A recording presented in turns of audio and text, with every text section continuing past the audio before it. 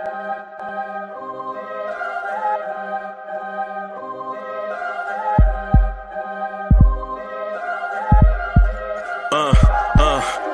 rank where the view is nothing less than phenomenal. For how I express and project from my abdominal. The only view better, both my daddy and my mama know. No living parents, my sons give me balance. My wife is my serenity, this mic is my identity. The world is foul enough, that's why I write without obscenities. Provoking danger with broken language and spoken anguish. Begging to get hurt, why would you ask to go through changes? Yes, Lord, life's a chessboard, master the angles. Control the tempo, be the one who holds the info. Acknowledge is just as deadly as machete swings. When spoken, the truth is as potent as that Medellin. While others swear the style is free, I just let it ring. Our time is undervalued, soldiers make us better kings. My fans on my shoulder, reaching after better things. Today I take the shot, for them I'd rather set the screen. My mama told me follow my dreams. My daddy told me get it by any means. Stand tall, make him bow to a king. But I've evolved, you can see the resolve. Look in my eyes when you speaking to God.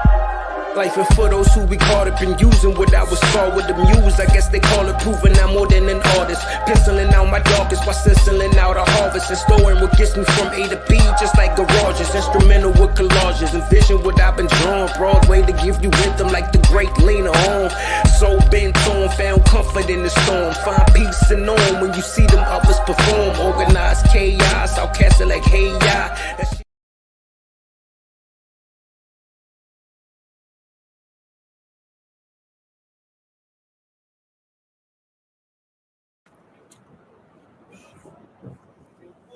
Yo, what up, man? What up? It's Hard Will. Back like 2/5, man. It's your boy Hard Will. What? You alright, man? Alright, what's Yo, up? get up, man. Yo, get up, man. I got some money for you, man. I got this phone. The KT Wireless, KT Wireless? T-Mobile, man. We on here with some bread.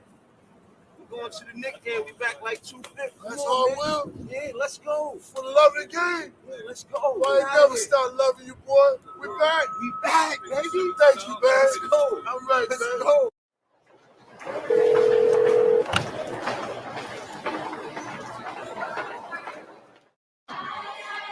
It's a jolly time of the year, right before the new year. Ain't no other squad better on this day than the Knicks. We back.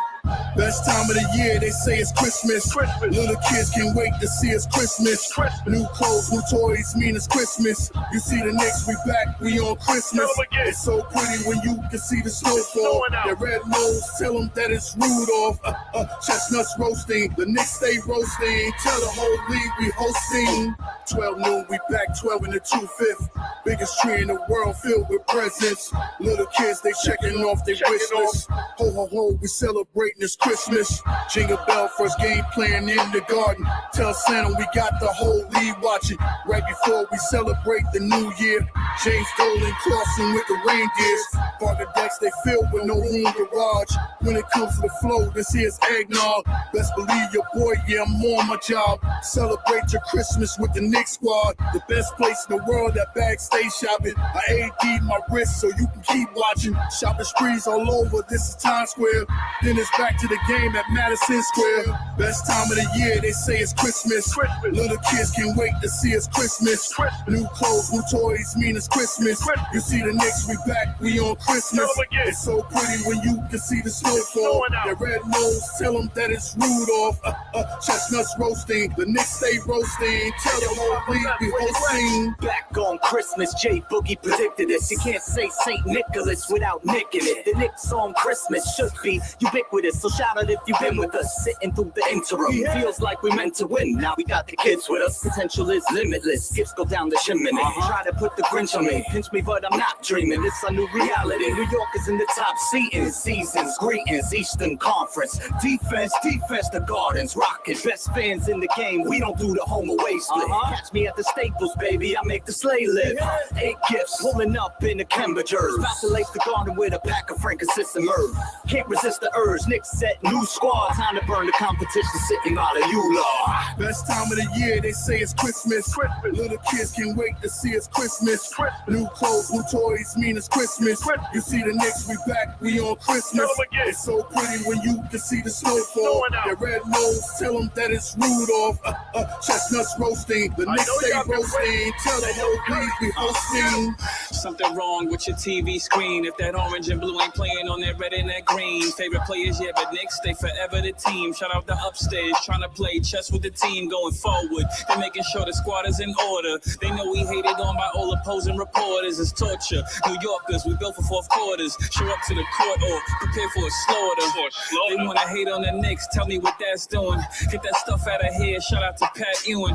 12 noon jump ball. Just know we enemies. We trying to bring home the gold back from the 70s. Oh yeah, we back on Christmas. Oh no, can it be? Only us Knicks fans know the whole New York energy. If you ain't know what type of tension this is, Knicks Nation will see y'all on Christmas. Best time of the year, they say it's Christmas. Little kids can't wait to see it's Christmas. New clothes, new toys, mean it's Christmas. You see the Knicks, we back, we on Christmas. It's so pretty when you can see the snowfall. Their red nose, tell them that it's Rudolph. Chestnuts roasting, the Knicks stay roasting. Tell the whole league we hosting.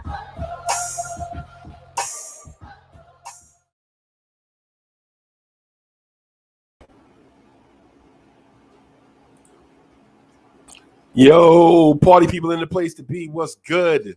It's the number one Chief Rock in Knicks universe. Your main man, Uncle Freezy. Welcome to the Knicks Morning Drive. Welcome, welcome, welcome. Shout out to my main man, Jay Boogie. Shout out to Papa Left. Shout out to my dog, my ace, my La Familia, the Cully Goat. Shout out to the chat. Chat. Hey, Mr. Vince, I got your email, bro. I got you locked in. Mr. Trust, I got your email. I got you locked in, Mr. Vince. You my man. My man, 50 grand. Y'all want this party started right. Y'all want this party started quickly, right? Let's go. Let's go. Let's get that energy all the way up. Let's go. Let's get that energy all the way up. Everybody, shout out to everybody out there getting that bread. If you ain't getting that bread, you dead. If you ain't grinding, you know what it is. You know what it is. Blue tears, orange tears, orange tears in the building. Get that energy all the way up. Let's go. Shout out to DSJ in the building. Shout out to DSJ. Shout out to Andrew College. What's good? My main man, Pudge Nice, is in the building. What's good? What's good, Pudge Nice? Man, still Knicks fans is in the building. Wow. Wow. Still Knicks fans is in the building. Man, I ain't holla at my man in a minute, bro. It's been a minute. I guess because I've been inconsistent with the Knick Morning Drive. I guess that's why. You know what I'm saying? But y'all know how it is. Life throw curveballs. So we trying to get back on schedule now. You feel me? You feel me? Get that energy all the way up. You rocking with Uncle Freezy, the number one Chief Rocker in Knicks universe. Jay Busby in the building. Will Salkin. I see you, T. Smith. I see y'all, man. See y'all. Hey, Big Chris is in the building. Chris, what's good? Knicks for life in the building. I love you, brother. Knicks for life is in the building, man. I love you, man. Hey, Ashley Ain't Wiz is in the building, man. I see you. Rich Boy is in the building. Okay. King Ribby, I cheer. Okay. Almighty Finesse. Keyshawn in here. Hey, Keyshawn, I'm starting Aaron Rodgers this week against Wiz. That's a funny twist of fate, right? Ivory 10 is in the building. Let's go, y'all. Let's go. Where Eric Serial at? We can't start without Eric Serial. Where Eric Serial at? Somebody go wake up Eric Serial. Tell him we can't start without him. D. Ross is in the building. D. Ross, I've been trying to do it healthy, bro. Yeah, man. G Money in the building. What's good, man? Chef NYK in the building. Lawrence Tears soon come. to Florida. Man, we gonna rock. Yo, we gonna rock Orlando, Florida out in February, bro. You feel me? We gonna rock Orlando, Florida out in February. You know what I'm saying? Y'all don't know how I really am because y'all see me in this box. Y'all see me in this box right here. Y'all know how I really am, bro. Yo, get that energy all the way up. Just like DSJ said, man, get that energy up, man. Listen to DSJ. He's smart. DSJ is smart. The real DSJ now. Not the make-believe ones. Not the phony ones. I'm talking about the real DSJ. I'm talking about Hood Goddess DSJ. Get that energy up. Right, man. It's good to see y'all, man. Let me talk to y'all about something real quick before this voice go. Chef NYK says, can I bring my grill? Hell yeah. Hell yeah, you can bring the grill, bro. I'm bringing cigars. I ain't even gonna lie. I don't even know if y'all smoke or not. But I'm at the cigar shop. Now listen, not the gas station. I'm talking about cigar shop. SHOPPE. Shop. SHOPPE. Going in there, find us something fine to smoke. Some celebratory joints.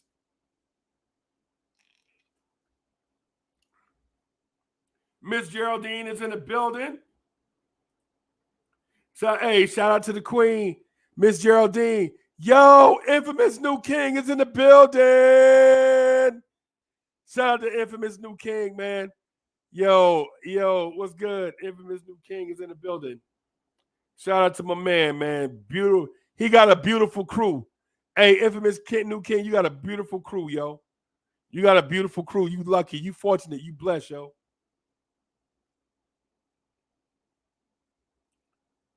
Hey, infamous new king got a beautiful crew. Shout out to you, bro. Hey, shout out to you for being the king of that crew, bro.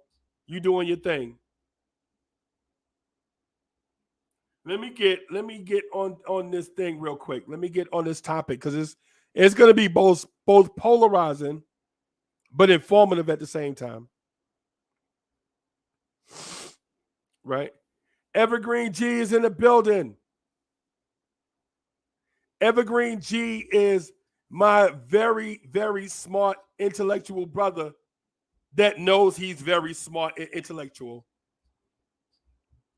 Evergreen G is my very, very, very, very intellectual smart brother that knows he's smart. Shout out to Evergreen G. That's my man. Now, no lie. I can listen to. I watch Evergreen G on all social, like on social medias and stuff. When this stuff be on social media, I make sure I check it out. And I think y'all may want to too, man. He's very formative, very smart, bro. That's my man, 50 grand. And for those of y'all that didn't know, Evergreen G also does music, bro. My man does all of this stuff, bro. I don't know where he get the time in the day to do all this stuff. But he does it. Shout out to my man Evergreen G. Evergreen G, if you got a minute, man, come out here and hang out with your boy. That's if you got the time. Cause you know how smart dudes are. Man, I ain't got no time for that. Hey, shout out to Cash Out James. Cash Out James says, oh, ass.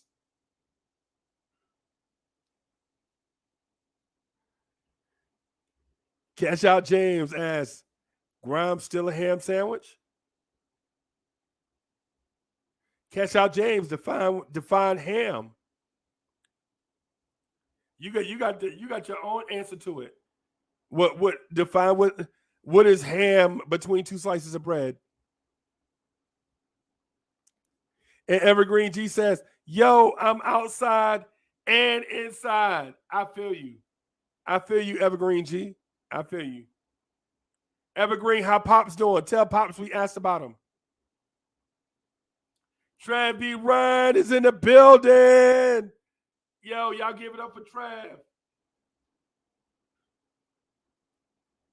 Y'all give it up for Trav, man. Trav was good. Bully in the building. But let me get down to what we like to call the nitty gritty. Right? Oh, look at, okay. Thomas Pfeiffer in the building. Truck of Life. Knicks Road Warrior. Bro, for one, be safe out there on the road. You know what I'm saying? Because I do a joint where I actually care about the subscribers in the chat. I really care about y'all, man. I be wanting y'all to be safe. So be safe out there on the road. And if you get a chance, just for us, just for Lawrence Tears, pull that big trucker horn one time. Bum, bum, for Lawrence Tears. East Blue Drew is in the building. What's good, man?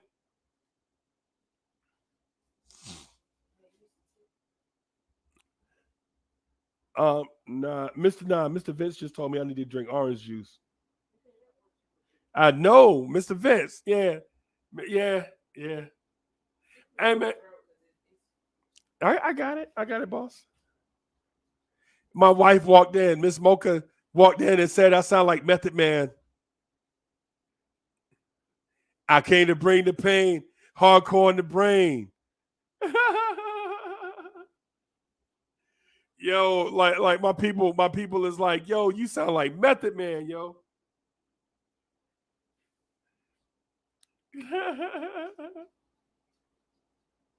Yeah, man.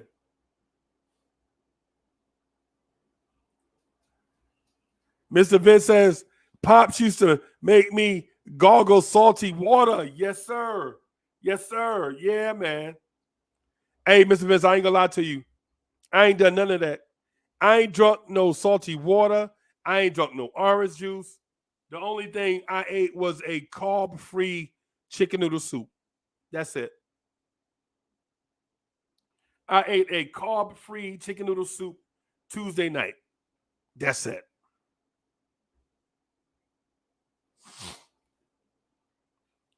Yo. So let me first say this, man. So while I was down and out for whatever amount of hours it was, I was down. I was watching other shows. I was watching like other shows and stuff. Man, no disrespect. No disrespect. But I like having a smart chat. I like y'all challenging me, bro. I like having a smart chat, and I like y'all challenging me. I like when y'all put smart stuff in the chat, bro. The thing that kind of irked my nerves, the thing that kind of irked me is weak stuff in the chat. Like I saw somewhere, I think somebody in somebody chat was like, yo, I think somebody in somebody chat was like, yo, I think Jalen Brunson is going to be good for the Knicks. Really? It took you typed that out. You didn't, when that crossed your mind, you didn't think about what that was going to look like when you typed it? I think Jalen Brunson is going to be good for the Knicks. Okay. What gave that away? Danny Landis is in the building.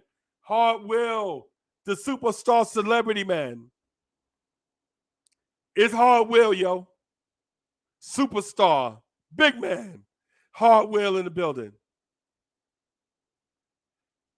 Hey, and some people, some have been saying that since Hard Will done turned into a celebrity, that he don't come round no more. And I'll be like, yo, Hard Will busy. Hard Will busy, bro. Hard Will out here saving the world, yo. Hard Will can't be out here on these streets, you know what I'm saying, with everybody. Hard Will a celebrity now. Free Keith is in the building. Yo, my ace is in the building. Yo. Free Keith is in the building. I ain't gonna lie to y'all. I can't name three people that I love in Knicks universe more than Free Keith. Well, no. I'll make that 5 because he did the show the other day about Black Panther and didn't invite me. Yeah, I saw it, Free Keith. You know I support y'all. Free Keith, you know I watched y'all joint on y'all channel. You know I was watching. How come you ain't invite me, bro? Come on, it's your man. It's the #1 Chief Rocker. Uncle Freezy. What's good? What's good, man? But let me get, yo, I ain't gonna lie. I know I've been doing the Knicks Morning Drive a little inconsistent, right? And I got a lot of stuff to say. You know what I'm saying? I got a lot of topics I want to jump on. And I'm working with limited voice. So let me get down to what they call the nitty gritty.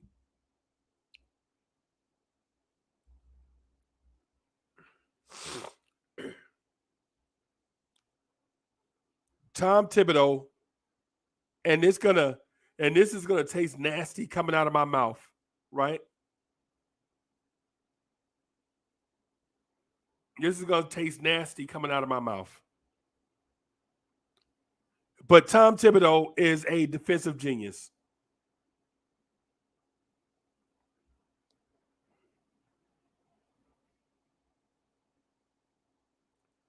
Tom Thibodeau is a defensive genius.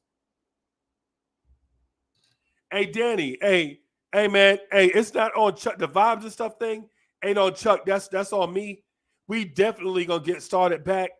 I got a presentation. I got a thing that I want it to look a certain way, and I'm struggling with that format. But once I get it, bro, we gonna be on fire. That ain't on Chuck. That's on me. But here's the thing. This tastes disgusting coming across my tongue. Kind of like castor oil, right? But Tom Thibodeau is a defensive genius.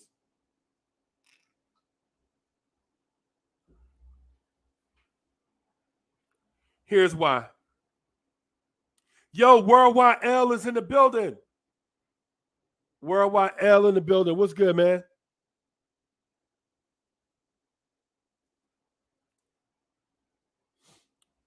And Mr. Vince said it right, eating crow. So that's what I'm doing right now. I'm eating crow about Tom Thibodeau, and I may eventually have to eat crow on Quentin Grimes, but we'll see. Tom Thibodeau is a defensive genius, not in the sense that he's in tune with personalities.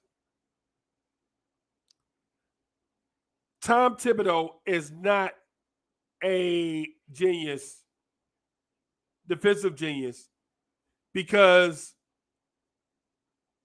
he manages the strengths and weaknesses of other players good.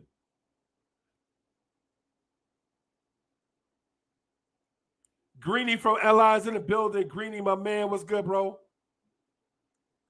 Greeny, how the family? Good. I hope.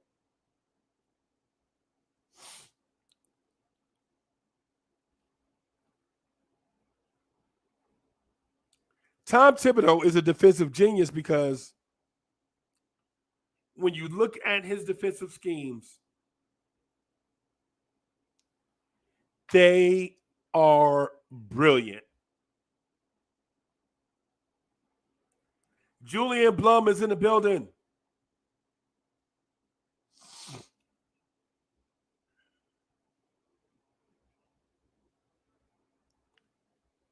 Tom Thibodeau runs he creates artistry on defense. Tibbs creates artistry on defense. And yesterday, when I watched the game,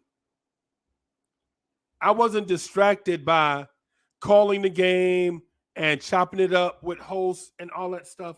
And it's not that I don't like that. I do enjoy that. But yesterday I had the opportunity to sit and watch defensive schemes uninterrupted. Right?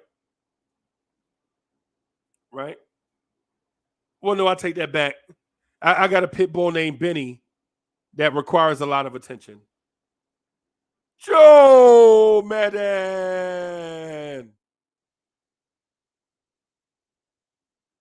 I wonder if Joe Madden is Galway or not. Joe, you Galway? No? Soul Fingers in a bit. Yo, it's like a family reunion in here. It's like a family reunion in here. I got Mr. Vince, Free Keith, Hard Will, Joe Madden, all in the same spot. Awesome Duke, what's good?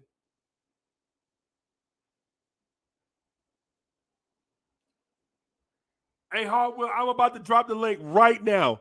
Give me a second to describe Tim's thing, and I promise you I'm dropping the link. How Free Keith, stop being so impatient.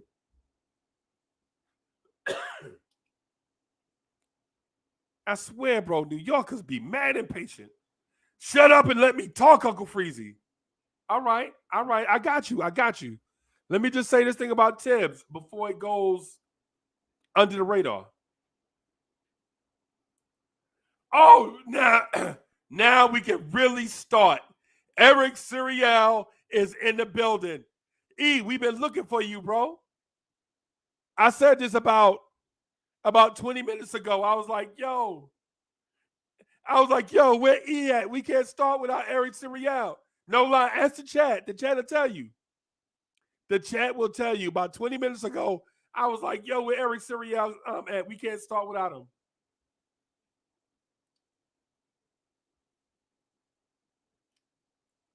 Soul Fingers in the building.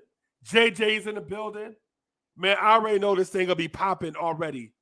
Because we got JJ, Ivory 10, Eric Siriel in the building. Yo, this is gonna be crazy. This is gonna be crazy already. I see it. I already see we going 3 hours of straight energy. Get that energy all the way up.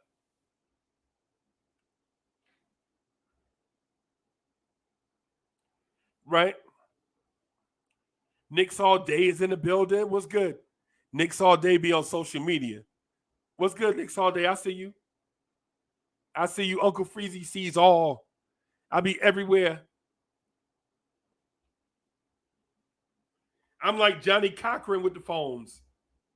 Bro. I'm everywhere. I'm looking at everything. State of the New York Knicks podcast, you crazy. But let me get back to this thing. Yo, LI Sound 1 is in the building. Let me get to Tibbs, though. Tibbs' defensive schemes are immaculate. And I'm going to talk basketball for a little bit. I know how y'all don't like me to talk basketball because it's boring. Y'all want me to talk basic overview. Either he can play or he can't. Either the front office is good or they not. But I want to talk basketball for a minute. Right? Tom Thibodeau has gone away, and it's because of y'all. Don't think Tibbs is not listening to y'all. Tibbs is listening, and he's making adjustments.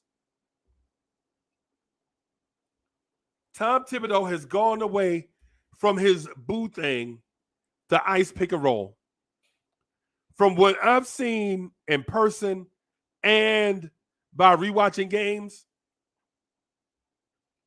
Tom Thibodeau basically runs the ice pick and roll somewhere between 15 and 25%. And y'all know what the ice pick and roll is. We don't have to get too deep into that. Basically, what happens is Tibbs wants to cut the court into thirds, right? And he wants you to make a play on the outside thirds and defend the middle. That's why it's important to have Mitchell Robinson and rim protection on the floor. The middle third is Tibbs. You can have the edges, right? But what Tibbs started doing is you mixing up the drop coverages depending on the matchup. right?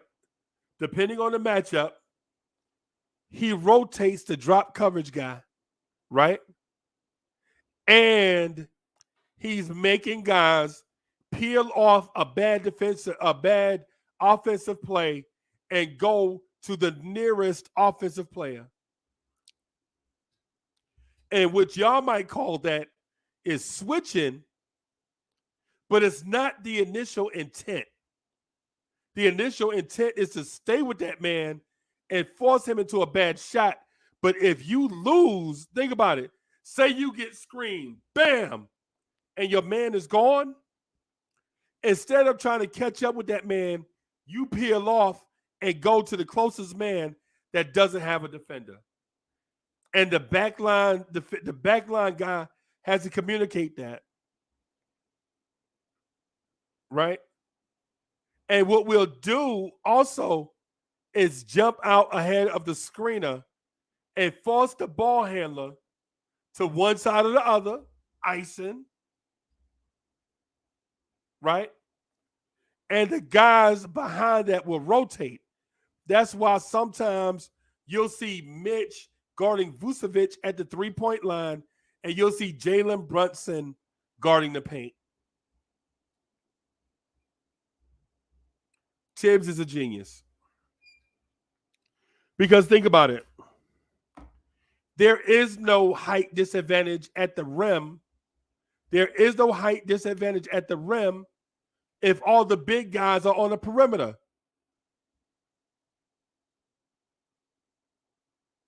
He employed this last night against the Bulls, right? But the Chicago Bulls shot the lights out and still lost. He employed this against the Cleveland Cavaliers, and the league still does not have an answer for it. Right? I know a lot of you guys are going to hear, like on other places in Knicks universe, that the defense is better. But I'm here to tell you why the defense is better. The defense is better because Tom Thibodeau, not rotationally, even though that's a part of it. That's a part of it. When you hear Tom Thibodeau cut the rotation down to 9 players and blah, blah, blah, that's part of it, right? But the main thing is not the players.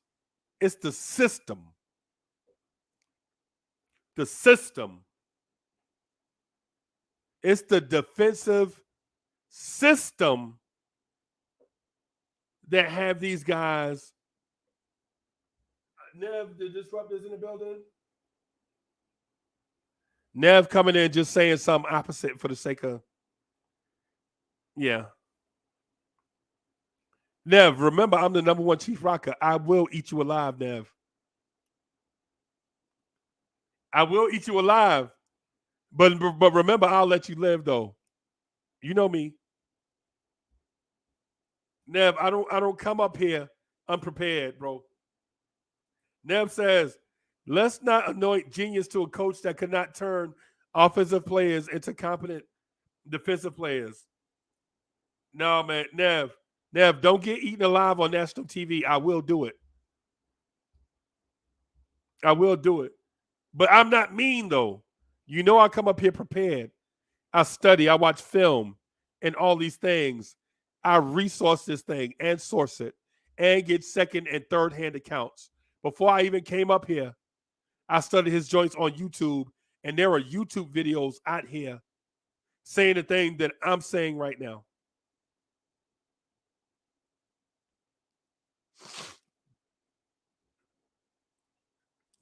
And for y'all, for those of y'all watching this for the first time, Nev the Disruptor is my man. I really respect Nev. That's my guy. But the defense is totally different. Now you noticed, think about this. Think about this. Look how good the defense looks without Cam Reddish and Obi Toppin and Derrick Rose at the same time.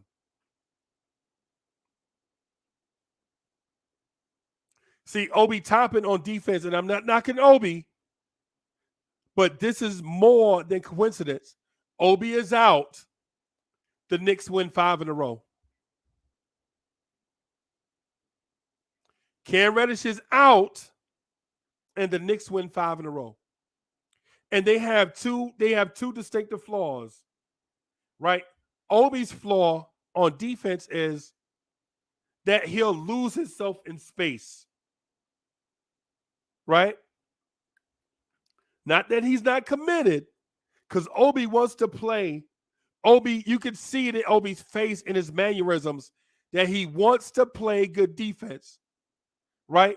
But he'll get lost in space. It's called spatial awareness. Like Obi's spatial awareness on defense can be a challenge to the other 4 guys that are playing defense on the string. When you play defense on the string, if one guy gets lost, then the whole defense can get beat. For example, those 3-pointers we used to give up to power forwards in the corner.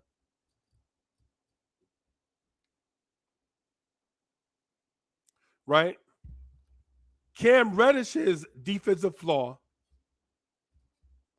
is effort 100% of the time.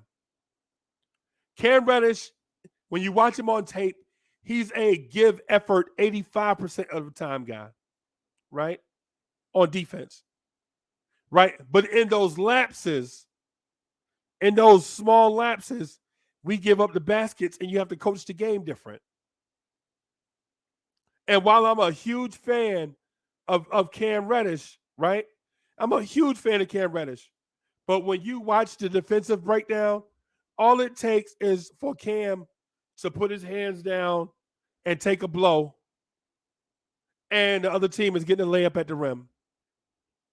Where Obi's thing is 100% energy, but Obi will lose track of where the ball is, and he won't peel out to his man.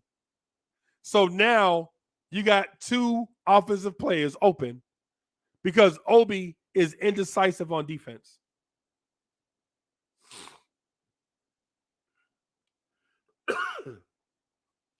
The reason why RJ Barrett is still on the floor, even though he is not a great on-ball defender, is because RJ Barrett can process the game.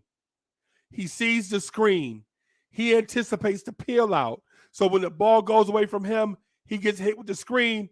If he's not within arm length, he'll peel off to another man that's open and close out while the pass is getting there, forcing his man to attack the closeout with a pass and not a dribble and not a shot. And while this seems basic, remember the shot clock is running.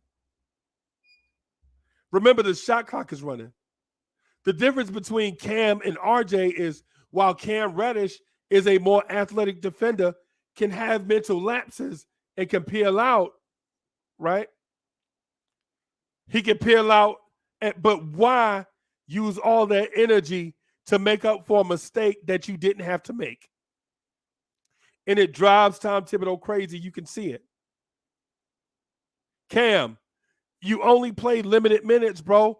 Give all the energy you got while you out here. You beg for these minutes. And when we give you these minutes, you don't give all out effort. And I'm talking about 100% effort because he gives a lot of effort. But does he give 100% effort? No. See, Quentin Grimes gives 100% effort 100% of the time. I was sent by Rob the Nick in Charlotte, North Carolina. Man, and I found that, man, the Knicks do not have a more physical defender than Quentin Grimes.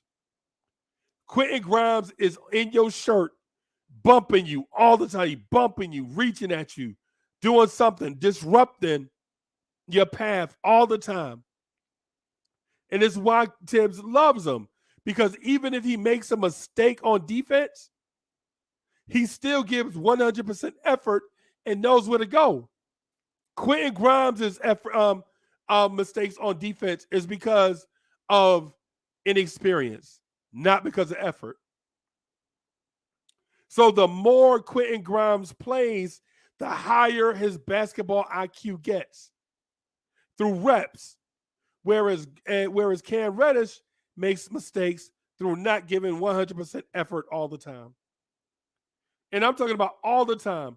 I know 85% is a lot of effort, right?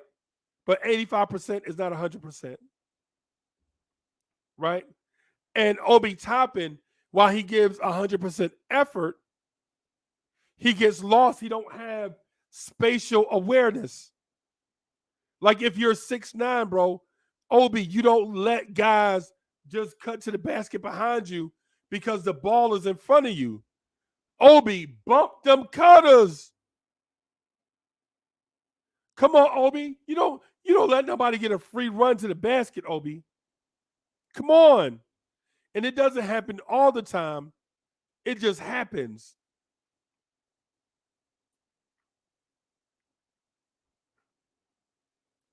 Right? See, these things don't happen with Quentin Grimes, right? Because Quentin Grimes, if he makes a mistake, Tibbs will yell at him, and Quentin Grimes will jot it down. Okay, when this happens, do this. And you won't see that mistake over and over and over again. Black University is in the building. What's good, man?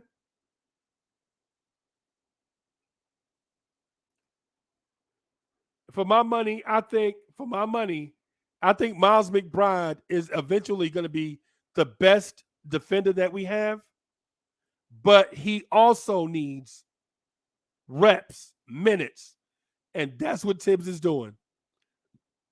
Tibbs is playing the kids. The kids that play hard are going to get run under Tibbs. If you notice, Tibbs is playing quickly, Grimes, McBride, and RJ. Right? Tibbs is playing all these. I named 4 really young players in a 9-man rotation.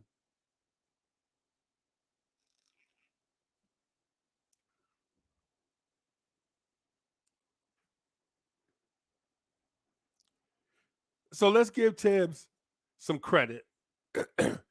I'm not ready to give Tibbs his flowers yet, right? Because I need to see more of this in more stretches. But since last Sunday, I'm talking about the Cleveland game, y'all. Since the Sunday before last, Tom Thibodeau has been a genius defensively. Now, I know we gave up a lot of points to the Chicago Bulls last night, right? I know Tibbs gave up a lot of points. We gave up a lot of points.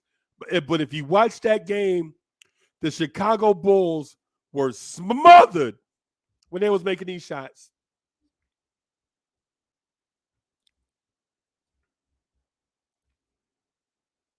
The Chicago Bulls were smothered making these shots, and that makes them a dangerous team.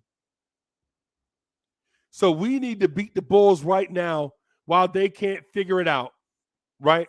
While they're trying to figure it out, because think about it.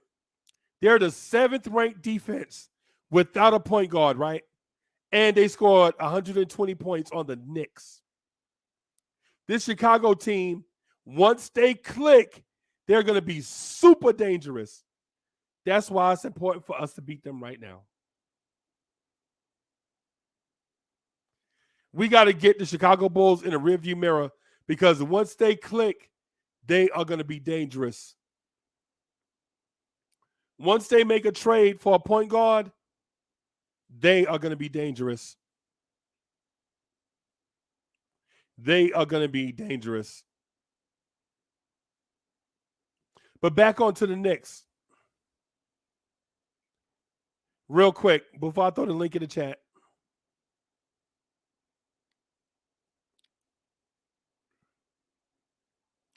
The Knicks have a big 3 and get used to it. The New York Knicks have a big 3 and get used to it. And on top of that,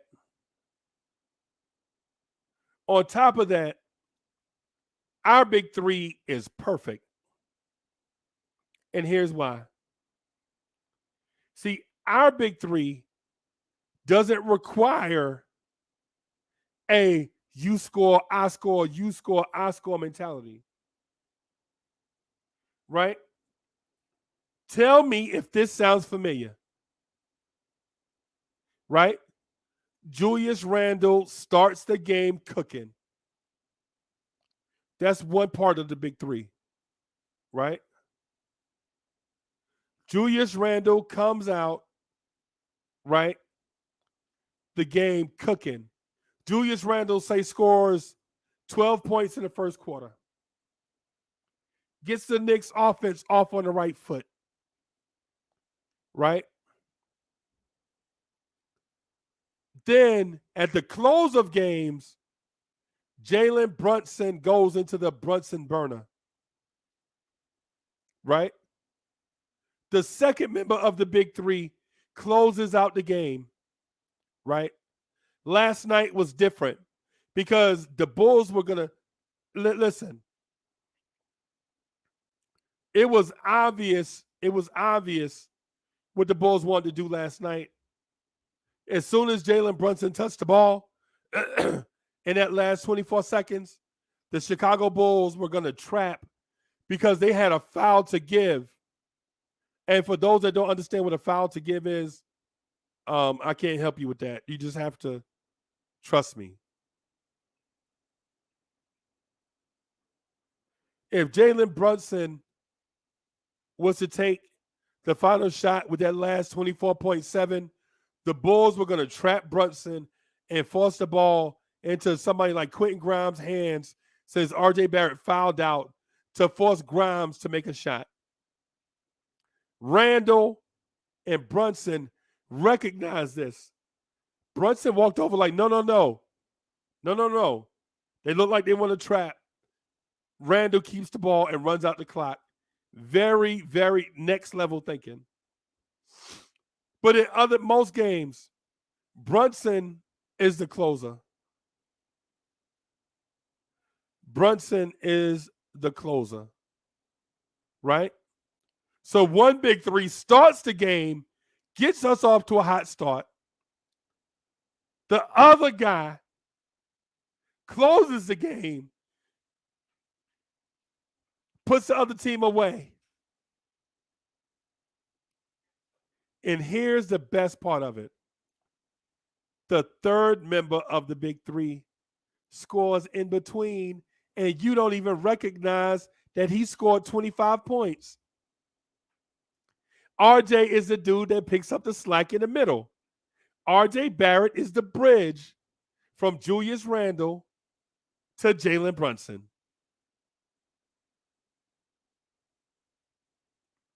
And for those that don't think that Jalen Brunson is the closer, think about the games that we lost because Jalen Brunson missed shots late. See, if Jalen Brunson would have hit those shots late, then you're talking about we're maybe, 18-10, 17-11, something like that.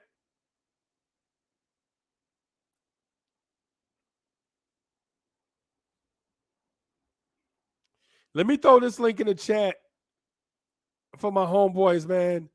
Y'all come in here, man, so we can chop it up. Jay Boogie is in the building. My main man, Jay Boogie, what's good?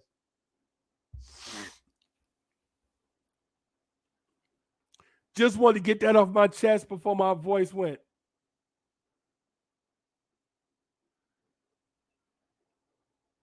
Jay Boogie says, 5 boroughs of death, but you don't understand. I got the last 5 games in the palm of my hand. Just flip the Papoose line. Shout out to the chat. Salute. 3 capital S's. Shout out to Jay Boogie, the Touch It remix. Jay Boogie, I am hip hop, brother. I am hip hop. Hip hop. Shout out to Jay Boogie.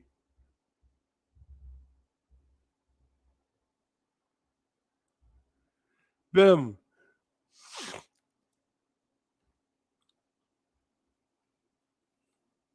So while we don't want to think that Tom Thibodeau,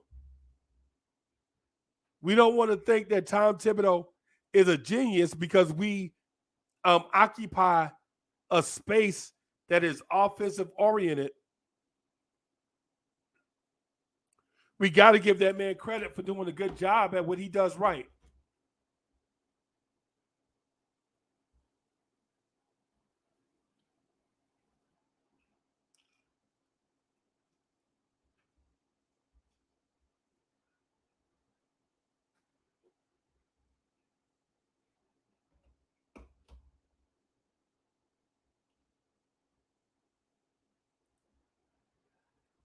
D-Ross says, our big three is a pit bull, a rhinoceros, and an egg.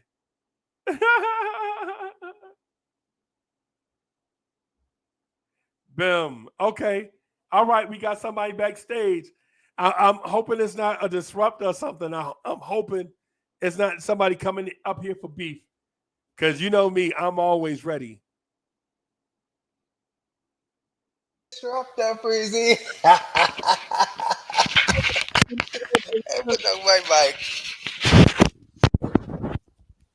Nev, what's good, boss? All right, I'm ready, Freezy. You ready for what? For your argument of that genius level, man. Come on, don't do that. It's not an argument, it's a fact. Come on, don't do that. Don't do It's that, not buddy. an argument, it's a fact. No, it's not. No, it's not. A genius level, a genius. If Thibodeau was a genius, we wouldn't be sitting there arguing about his defensive being a leaky faucet. It just wouldn't happen. When he would able to turn some of these offensive plays into better defensive plays. That's what a genius would do. He didn't do it. He couldn't do it.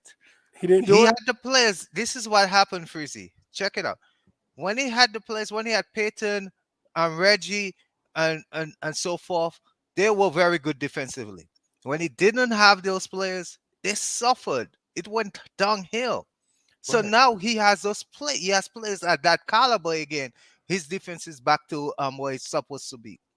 But we wouldn't have that. We wouldn't have that ebb and flow that way. Actually, there's a total deep in the defense. If he was a genius, I am not saying he cannot coach plays, but don't tell me he's a genius, Freezy. Come on, that's taking it way too far. Genius. No, absolutely not. Nev. Yeah. Nev, you gotta hit me with some more. You gotta hit me with some facts, bro. I need some facts. It's the players, as you can see. If otherwise, guys like Fournier, even Kemba, all those guys would still be playing for teams. It's the players. He got defensive players in Grimes, Deuce, quickly. So now and he has gotten away from favorite scheme. He has gotten away from that drop scheme. They rarely play this drop scheme no more. No, Last yes, night, yes, they do. They don't. They don't. Yes, they don't do. play Yes, the they drop scheme no yes, more. They do. No, yes, they do. They don't. Yes, they do. But yes, he they took do. the game out. You're missing it. Nev, I watch the game for those particular things. Nev, you are not the only person that watches NBA basketball, bro. Come on, don't do that. Yeah, he's not playing that drop scheme. You're not playing where the guy on the weak side is totally in under the rim. When's the last time you saw that? So you force him. So you force my hand. So what scheme are they running?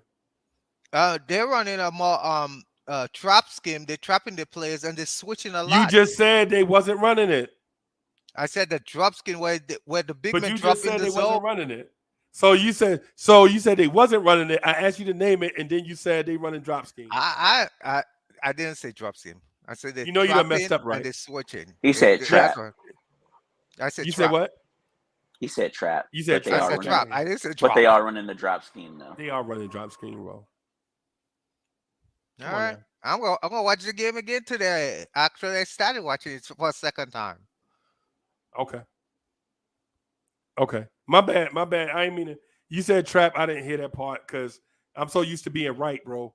You know what I'm I saying know, about these Freezy. things. I know you want to be right, but Oh, I'm absolutely right. I'm absolutely don't say. 100% right. Come on, don't go. That don't. Let's not elevate Coach Steve to genius level. That's Genius, Nah, but Nev, No. you got to give credit where credit is due. You can't, on one hand, hate the man 6-7 games ago, and then when he starts getting it right, say that he's not a genius or he's not doing No, his he's job not right. a genius. That doesn't make any sense. Let's say he's a competent coach for changing, but let's not go genius. That's way too, genius level is just way too high. You guys skipping So, many steps.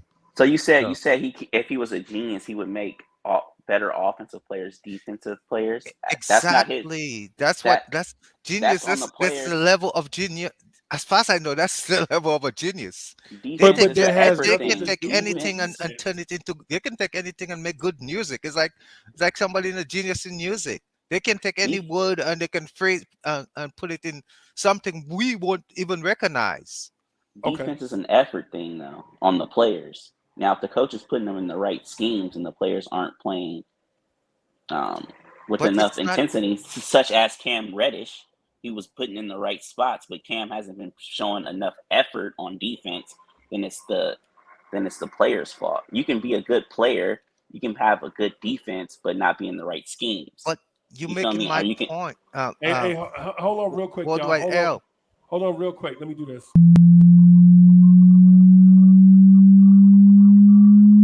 Let's get it. Y'all be spitting with your flows, I'm just podcasting. That's right. On the air every day, I'm just podcasting. You don't know what that mean when I say I'm podcasting. I'm broadcasting these flows with the podcasting. Every day of my life, I'm just podcasting. Right. Share my dreams with you, mean I'm podcasting. What? You can see my vision through the podcasting. Yeah. But don't forget J Boogie when I'm broadcasting. What? I'm podcasting, What? he's podcasting. I've been spitting this venom since Karate Flicks. When Mr. Sims was sharing nothing but the Knicks. I guess you know by now, I seen some tough years. Now I know the reason why Freezy got them blowing tears. Bim, Lawrence Tears, Bim. You Jay went in Boogie, the the crates. GOAT was good. You went in the crates. Yeah, man. Hey, yo, Hip shout hop, out to hip hop. Freezy, man. Shout out to Freezy. Yeah, I'm taking a shot right now. Shout out to Freezy, because I made that podcast anthem for a lot of podcast people. And y'all just got that song sitting away in the dust. That's an all year round podcast anthem for y'all guys that come on each and every day. Bim. And y'all got that song being dusted, man. Come on, man. They This is got what that we joint breathe being and do dusted. each and every day. We podcast. We live for this. We wake up for this. You know what I'm saying? This is where we share our energy, our love, our good days, our bad days. Everything right here is podcast, man.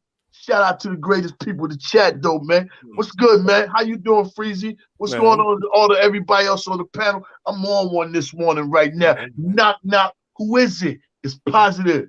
What you knocking on this door for? Negative over here. Man, I just want to knock on your door, see if I can let you know y'all won 5 games in a row. Bim. Man, we don't care nothing about winning 5 games in a row. We negative. Get up out of here, Jay Boogie, with that. Yeah, I don't want to hear no negative energy today. We don't Bim. live like that. We going out 2022 like Mike Breen with a bang. Bang. Bang. Now take that, Nev. Nev the disruptor. Take that. I am enjoying the 5-game winning streak, man. Tibbs is a genius, bro. But don't tell me Tips is a genius, man. You gonna make me go. You gonna make me jump from my window right here. No, don't jump out the window, bro. I don't Sometimes care. when I don't things care is if you were working, this even full. though we don't like it, we gotta appreciate how it's being done. You got to. Absolutely, man. I am happy the dude is finally coming around and changing. But Freezy, let's not elevate the guy to genius level. Bro. Yeah. He held the Sacramento Kings offense to 99 points. Dude, that's game. That's just No, it's not. That's just making adjustments and No, playing the it's not. 'Cause they game. played. That's all that is. No, it's not. They played 25 games before that, and they scored 100 plus in every game.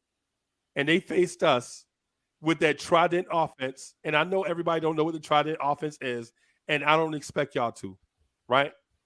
But if you know basketball, oh boy, hold on, my main man is here. You know he can't enter without his joint. Hold on, y'all. Hold on.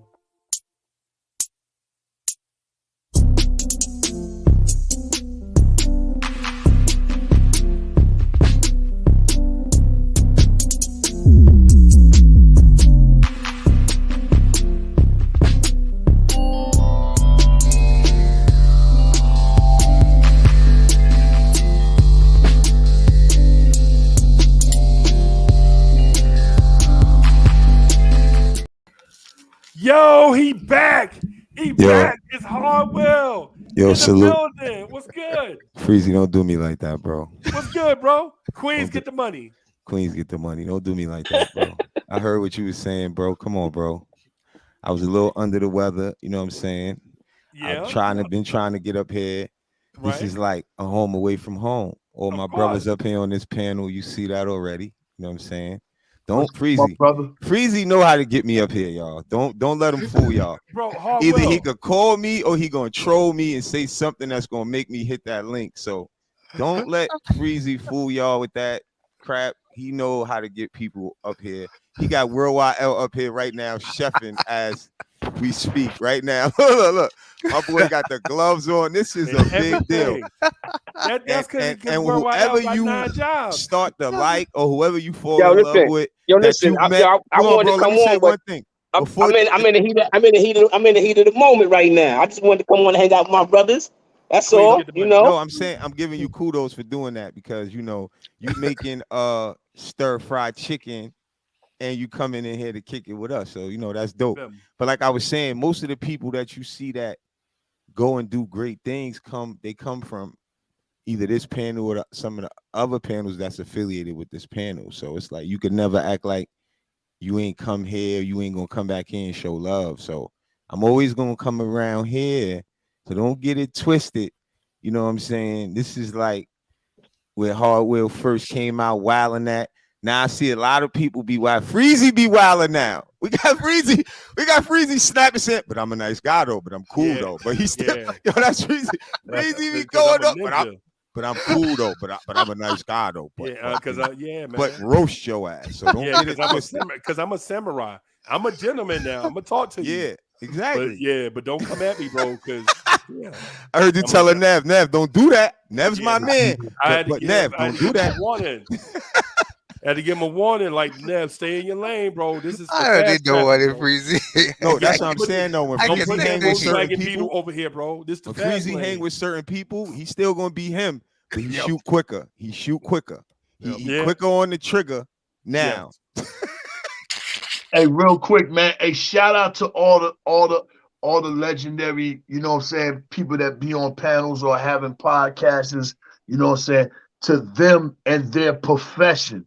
Outside, as you see Worldwide L, what he doing, he's chefing. That's a business owner. You know, I'm a business owner. You know what I'm saying? You got people all over places that's business owner, people that are very high supervisors inside people businesses, get ready to move on and become their own business owners. You know, it's not, we don't just do this just to do this. When we come here outside of what we're doing. So, you know, shout out to everybody that, you know what I'm saying, that's doing what they doing, supporting their life, supporting their family, supporting their bills, you know what I'm saying, and then take time out to do this. I just need to let it be known that this is not all what people do. People have professional businesses outside of somewhere else doing something else, you know what I'm saying? But when they come here, you know what I'm saying, to spend time with everybody, even the ones in the chats too, the ones that are in the chats, they're somewhere doing something professional with their own businesses too. So when you see people, man, go ahead and hit them like buttons, man. Get some honor and respect for what people are getting together and doing. We do this for y'all. We do this for y'all. How you become so articulate? You like know how to say the right things at the right times to everybody. Like everything you always say always hit home, man. I respect that so much. That come along with swag. Love Devin. you for that, man. I come along with swag. When you get swag, I come along with it. I appreciate it, my brother. But it's right here in front of me, my guy. I'm just speaking on what's right here in front of me. Right. What of I course, see, but you just know how to put it in the right, like you know the right. You just know how to say it the right that's way. genius like, level, right? Motivation. He a motivational type speaker. That's a fact. Thank you, my brother. Right, yeah. Yep. That's what you're saying. That's a fact. He is. Yeah. Yeah, man. Yeah, man. Hard Will, you know, I said that, bro, because I was overwhelmed by the Christmas video this morning. I was like, yo, that's Hard Will. Yeah.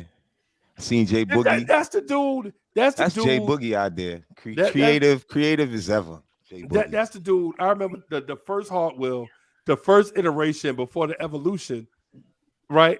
The first Hard Will used to argue about everything. Like, yo, Hard Will, what time is it? I don't care about the time. You know what I'm saying? Time is money. The first iteration of Hard Will. But then the evolution, you like, yo, my man legit kicked in the door and then took a seat. Right? Yeah, you know what I'm saying? Yo, Freeze, he learned though. He learned how to do it. He learned. I give my bro props. He learned, boy. Yeah. That's what I'm saying. I learned from y'all. That's what I'm saying. So I mix me with a lot of learning, being around great podcasts. So even like Nev, I don't know him personally like that, but I know him because I watch, and I'm sure you watch me. So it's like, but the thing is, like what Elle was saying, like I learned from Elle, I learned from you, I learned from Jay Boogie, I learned from the Free Keefs in the chat, even down to like the JJs and the Pudge Nices. I want to give a shout out to all level of the people who contribute, because it's knowledge that we sharing. Yeah, I play ball. Yeah, I do business. I'm a coach. I'm a trainer, but I still want to come in here and share my knowledge and hear what people think and compare, my takes. And I always tell people that that's how I get my takes. I don't copy nobody's take, but I hear what's going on and then I give Hard Will perspective. Right. And I'm always have my way of doing me, just like Freezy have his way. And that's what I like about Freezy is him. Freezy is him. You can't be Freezy. Nobody else, bro. You can't be Freezy. So anybody trying to be or sound like somebody or say what somebody else say, that ain't gonna work, bro. People gonna love you for who you are. And just because you see somebody else may have moved a little bit past you in the race, it's a long race. Yeah, if man. You feel that way. I'm saying you may hit that gear and fly past everybody. So always know and believe in what you're doing, and know how to ride your lane and excel in your lane. Never try to cross nobody else's lane. You know what I mean? That's what I try to do. Like how I did the recaps. I try to do something nobody really was doing. Jay Boogie rap about the Knicks. You know what I'm saying? I'm not gonna be rapping about the Knicks. No. So just by me putting some sports together in the recap was something I try to bring to the table different. And besides that, man, I'm just happy like me and Bugs linked and connected the same way a lot of other of us connected in this podcast world, and we able to do. We got a lot more stuff coming, so I'm just excited, man. Shout out to Jay Queens Boogie. USA at? Where Queens USA at? Ooh, yo, Queens, if you from Queens USA in the chat, if you from Queens, man, shout out to Queens, New York. Shout out to Inwood with my uncles in there, man. Shout out to Far Rock. Shout out to Far Rock. You know what I'm saying?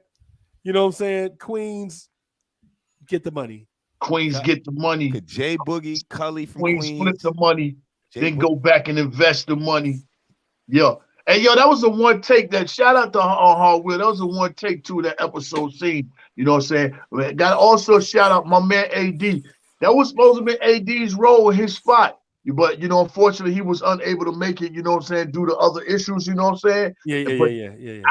That was AD was supposed to play that role, you know what I'm saying? My man Hard Will, he came through and did a great job. Because, I shout out AD in that verse, when I say I AD my wrist so you can keep watching, AD. That represents the gold watch you always wear. You know what I'm saying? I AD my wrist so you can keep watching shopping sprees all over. This is Times Square. Yeah, man. But shout out, you know what I'm saying, to the one take legend, man. Matter of fact, that I ain't gonna say that again.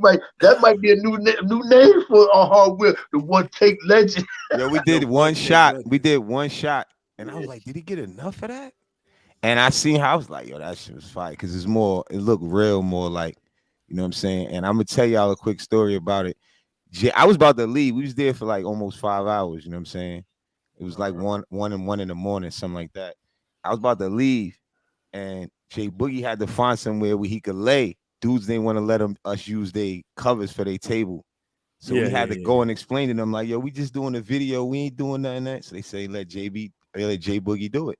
Yeah. So Jay Boogie laid there, We had a real quick scene where he just wanted to take. He said he got the idea from Coming to America, where the guy see the bums. And he give him something from Trading Places. I told him it's two different movies that did that, and I told him the Trading Places it made me think of, but his idea came from the Coming to America, which was genius. So I was like, yo, that's dope.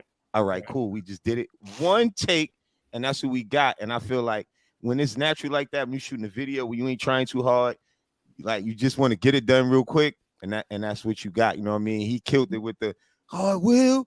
Like he was really a bum, and he was really laying on the street. You know what I'm saying? Shout out the Canteen. Shout out to T-Mobile for at least hooking us up with phones and stuff like that. And dope video. Shout out to Jay Boogie, man, for keep coming up with this creative music that's about basketball, that ain't cursing, that gives such a mature feel that we all could bump. And we got to celebrate people like this, y'all. So make sure you go get that Pulling Up for 3 on platforms. And even if you could buy one record, just go support as much as you can, because, you know, Jay Boogie put out more money for this stuff than it takes to come back. And when you believe in yourself, you do that. But it takes us to really support each other and go. And that's why I work with Jay Boogie for that reason. So I want y'all to go out there and please get that Pulling Up for 3 by Jay Boogie's on platforms. Is fire.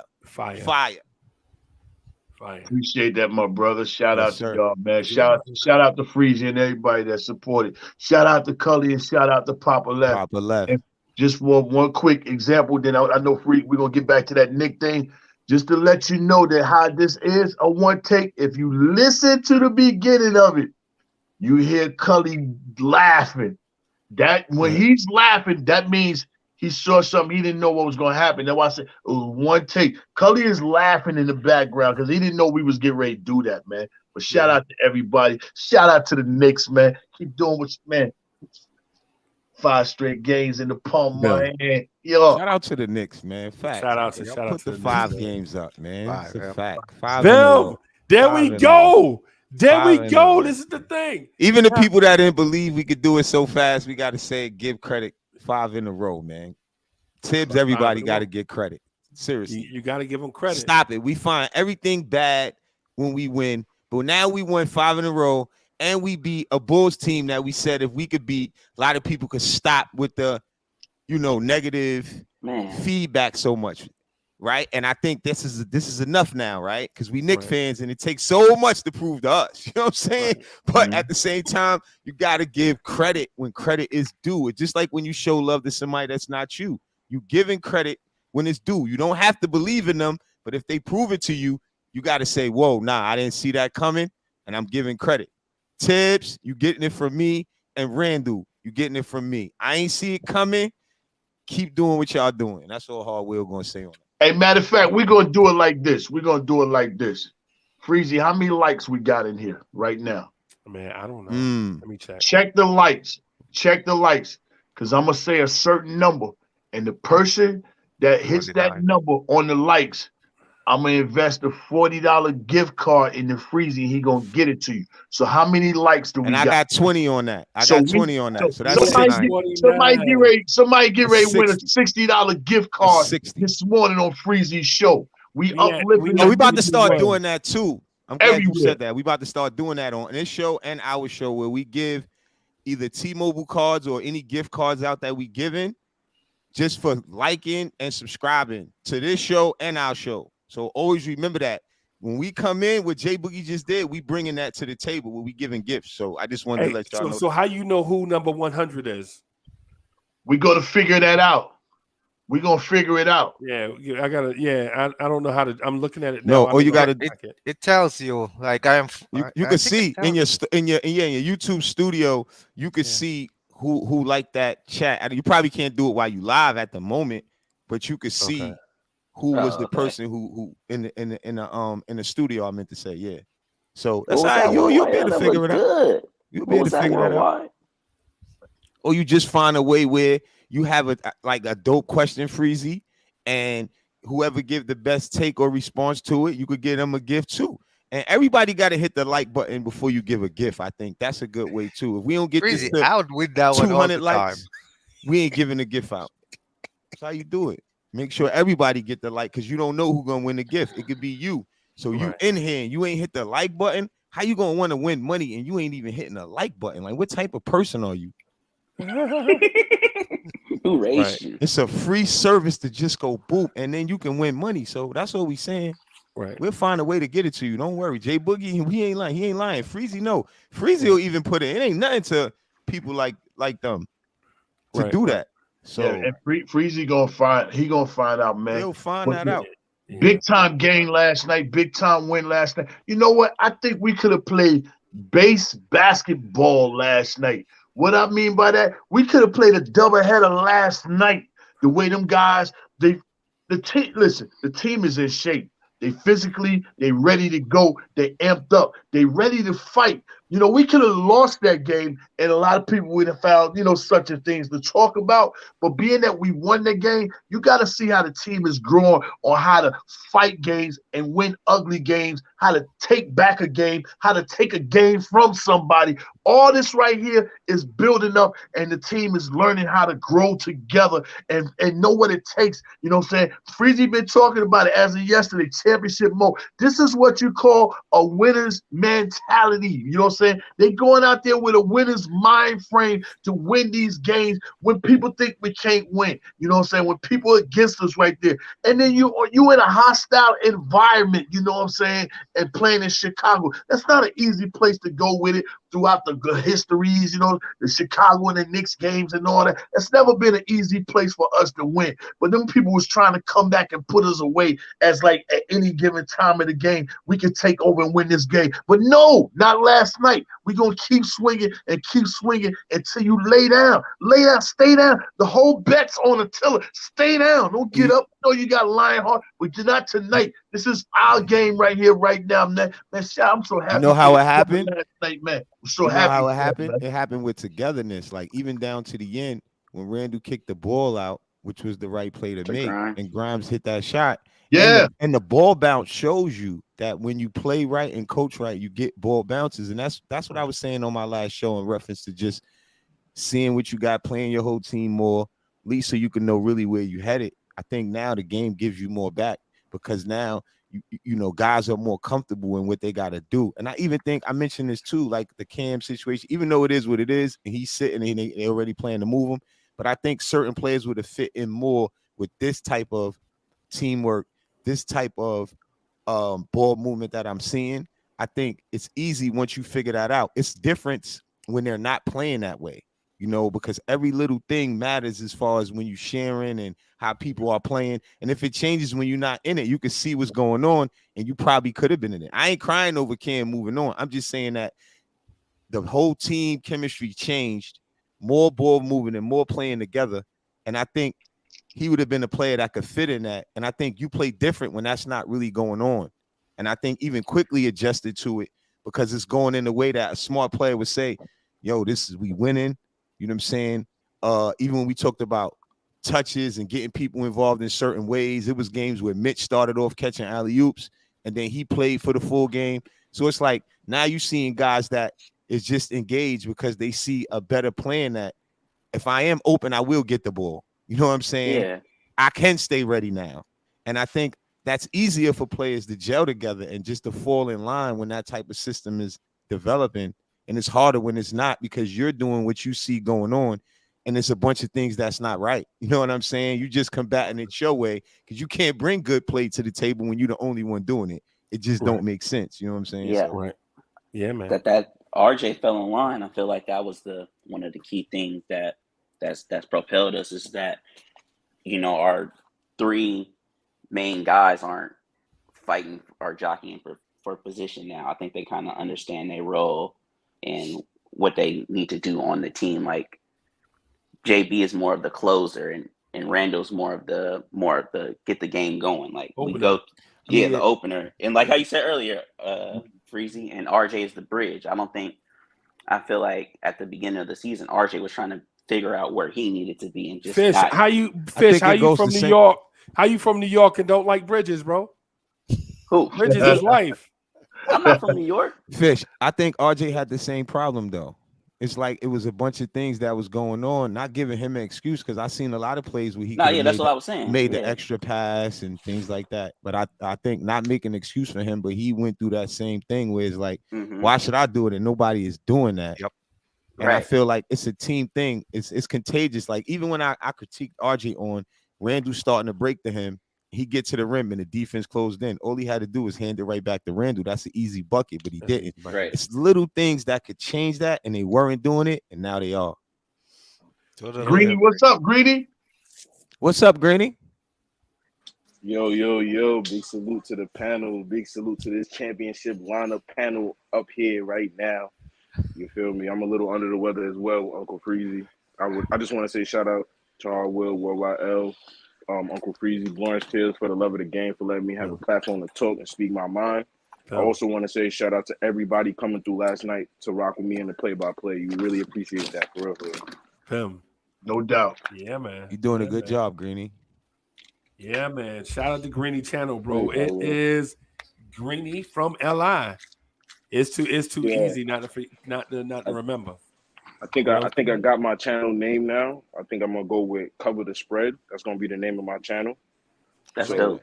I like the name of my channel is gonna be Cover the Spread because we're gonna be going on the ups and the downs, baby. And you can have the bread. You can have the bread with the butter.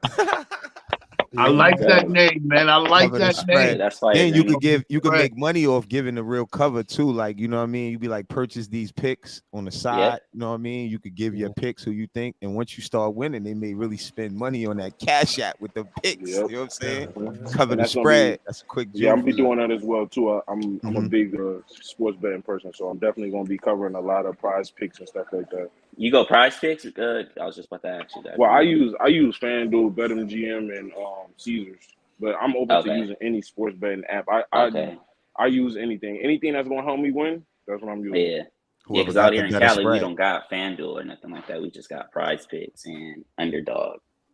Hey, Greeny, I'm gonna get your number from Freezy, but I'm gonna text you and let you know it's me, man. Because I do a lot of heavy betting. I be winning too, so we'll link up. Yeah, definitely. Get my math, man. Anybody get my Same math? here. I just don't bet on the Knicks. Yeah, I don't even gamble no more. I stopped. Yeah, I'm just here to troll y'all. Don't worry about it. I'm too emotional to gamble. I like. I be winning. They take the money back. It's just making you more addicted. It's like. Hey, I'm gonna tell you. I don't need nothing that could control me that much. Like I win, then they get it back. Then I win, then they get it back. I don't want to do it no more. It's crazy. I tell you one thing. I'd rather invest my brain on something else. The last 5 games, it's been a 2-pick all day. Oh, okay. That's Knicks cool. in the under and Knicks in the over. Oh, that's smart betting. They've been covering. The last I used to play games, the parlays with 8 picks on there for $20 trying to kill them. You know what I'm saying? And when I started winning, over last night was a lock. Yeah, and Julius numbers for the last couple of games have kind of been a lot too. Oh, He yeah. had him like 25 points yesterday. Y'all see the young Sugar Ray Leonard, Game DSJ. and his first half points have been hit. Y'all see the bow tie legend over there in the building, Mr. G. I see y'all sliding in. Salute, y'all. What's going on, my brothers? We got 10-man roster in here. Yeah, man. Yeah, It's man. lit today. More than Tom Thibodeau will play. I'll tell you that. Hey, don't y'all think Freezy ain't got a roll call? Because that's why we here. He called that roll call and said, hey, get in here. That's why we here. Don't think people don't have roll calls around here, man. Yeah, man. Yeah, man. Yeah, man. Hey, but I'm excited about where we are, right? And quite frankly, I think the Knicks may be able to win these next 5 games. I'm going to say these next 5 games are winnable. Right? Now, am I predicting that the Knicks will win all 5 games? No. What I'm saying is I'm confident that if Brunson can get back to a normal sense of health with that foot and we can stay moderately healthy, I like us in all the games coming up, right? The Chicago Friday, Indiana Sunday, Golden State without Steph Curry, I kind of like where we are as a team. And the reason being is because Tom Thibodeau's genius as a defensive coach. Oh boy. Because what happened is we went from a team that wanted to be high pace, chuck 3-pointers, run up and down the floor, and was inconsistent from night to night, to a team that controls the pace, smothers you on D and make you work for every shot that you get, and we knock down our free throws and we rebound. So we went from trying to be something that we not to being absolutely who we are. Say that again. And we're good at Exactly. it. Say And that we're good at again. it. Absolutely what? Who we are. Right? We don't have Steph Curry's, so why play like it? Exactly. We don't have Giannis's, so why try to play like it? We don't have Kevin Durant's, so why try to play like it? Instead, oh man, Chef, that look healthy. And stop trying to chase. Stop the same thing, because we've been chasing, and that set us back every time with consolation prizes. Face Right. reality Right. and get who want to come and see what you got. And that's really what's happening. They seeing really more what they got in reference to where about, because when you look around the league, this guy's doing good, but they doing a little better than our guys because they was getting more playing time than our guys. Right. And that's always been my take on these guys could be better, but the opportunities got to be more as far as them getting in there. Because you see now McBride went from missing those shots to hitting a couple last night because he's getting used to the moment more and what it take, the timing on knocking that down. Can he play defense? Yeah, because that's what he do. But he still got to get his NBA timing and his shot down, and sitting over there don't get that for you. You know what I'm saying? And I think now that's going to put them in a position where when it's time for them to really be better, when we trying to really swing at it, they'll be better. And that's always been a part of my take. I tend to agree with you all. Well, Definitely. I tend to agree with you. You know, I've been saying that forever too, Freeze. I just stuck man. with it because I believed in that part of development. Maybe because I'm more of a trainer and I see how he yelled at players and stuff like that. That's why I think Nev is saying don't call him a genius yet. But I think that he got slack and it wasn't his fault for it, because he didn't really want to switch to go this direction, because this is like more of the long route. Exactly. When you skip the process the way they did, you can't knock them neither. That's why Worldwide L always say you can't knock them. Did they bring in the right pieces? That's no. Obviously, we see that now. But at the same time, you know, we ain't in as bad of a place where you would be in after making all those type of decisions, even not getting Spider and all that. You feel me? So that's what I used to try to say. If we didn't expect to win this year, even the Eastern Conference, a lot of people got to just pump their brakes and be happy with what they see, because we've been bad for so long. That was my take on it. Well, my thought on it, Will, is this. It was, and it still is this. As Knicks fans, we can't let our dreams, right? Because it's okay to dream. Facts. Everybody should. Talk. But we can't let our dreams overshadow reality. Or the process. Yeah, I'm getting there. Slow down. I got you. You know I like ad-libbing. I like Freezy. We do back-to-back records, man. I ad-lib for you. Or the process. You know what I'm saying? That's that Styles P. Jada. You know what I'm saying? Yeah. Process. Yeah. No, I got you, bro. We do wop. You know what I'm saying? Yeah. So, but what I'm saying is we shouldn't allow our dreams to overshadow the reality. The reality of it is these kids are young and they need time to develop, right? They need to get experience. They need to be put in these.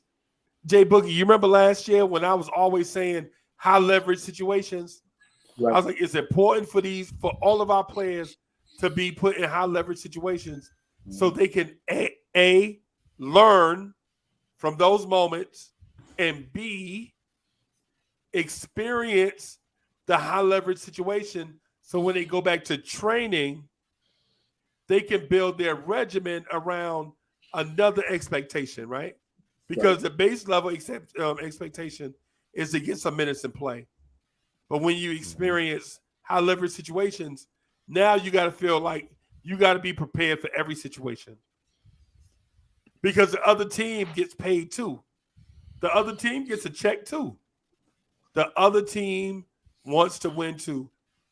And that's why I'm saying Nev, the disruptor, should just be my pupil and allow me to teach him in this argument setting as opposed to coming to the table with some stuff that he already knows, right? Because like in this Tom Thibodeau thing, Tom Thibodeau did this on defense.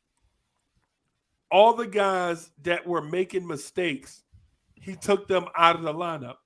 He like, enough is it. Why am I punishing the guys that want to play by playing the guys that constantly make mistakes when I can take the guys that make mistakes out of the lineup and give the guys that are thriving more minutes?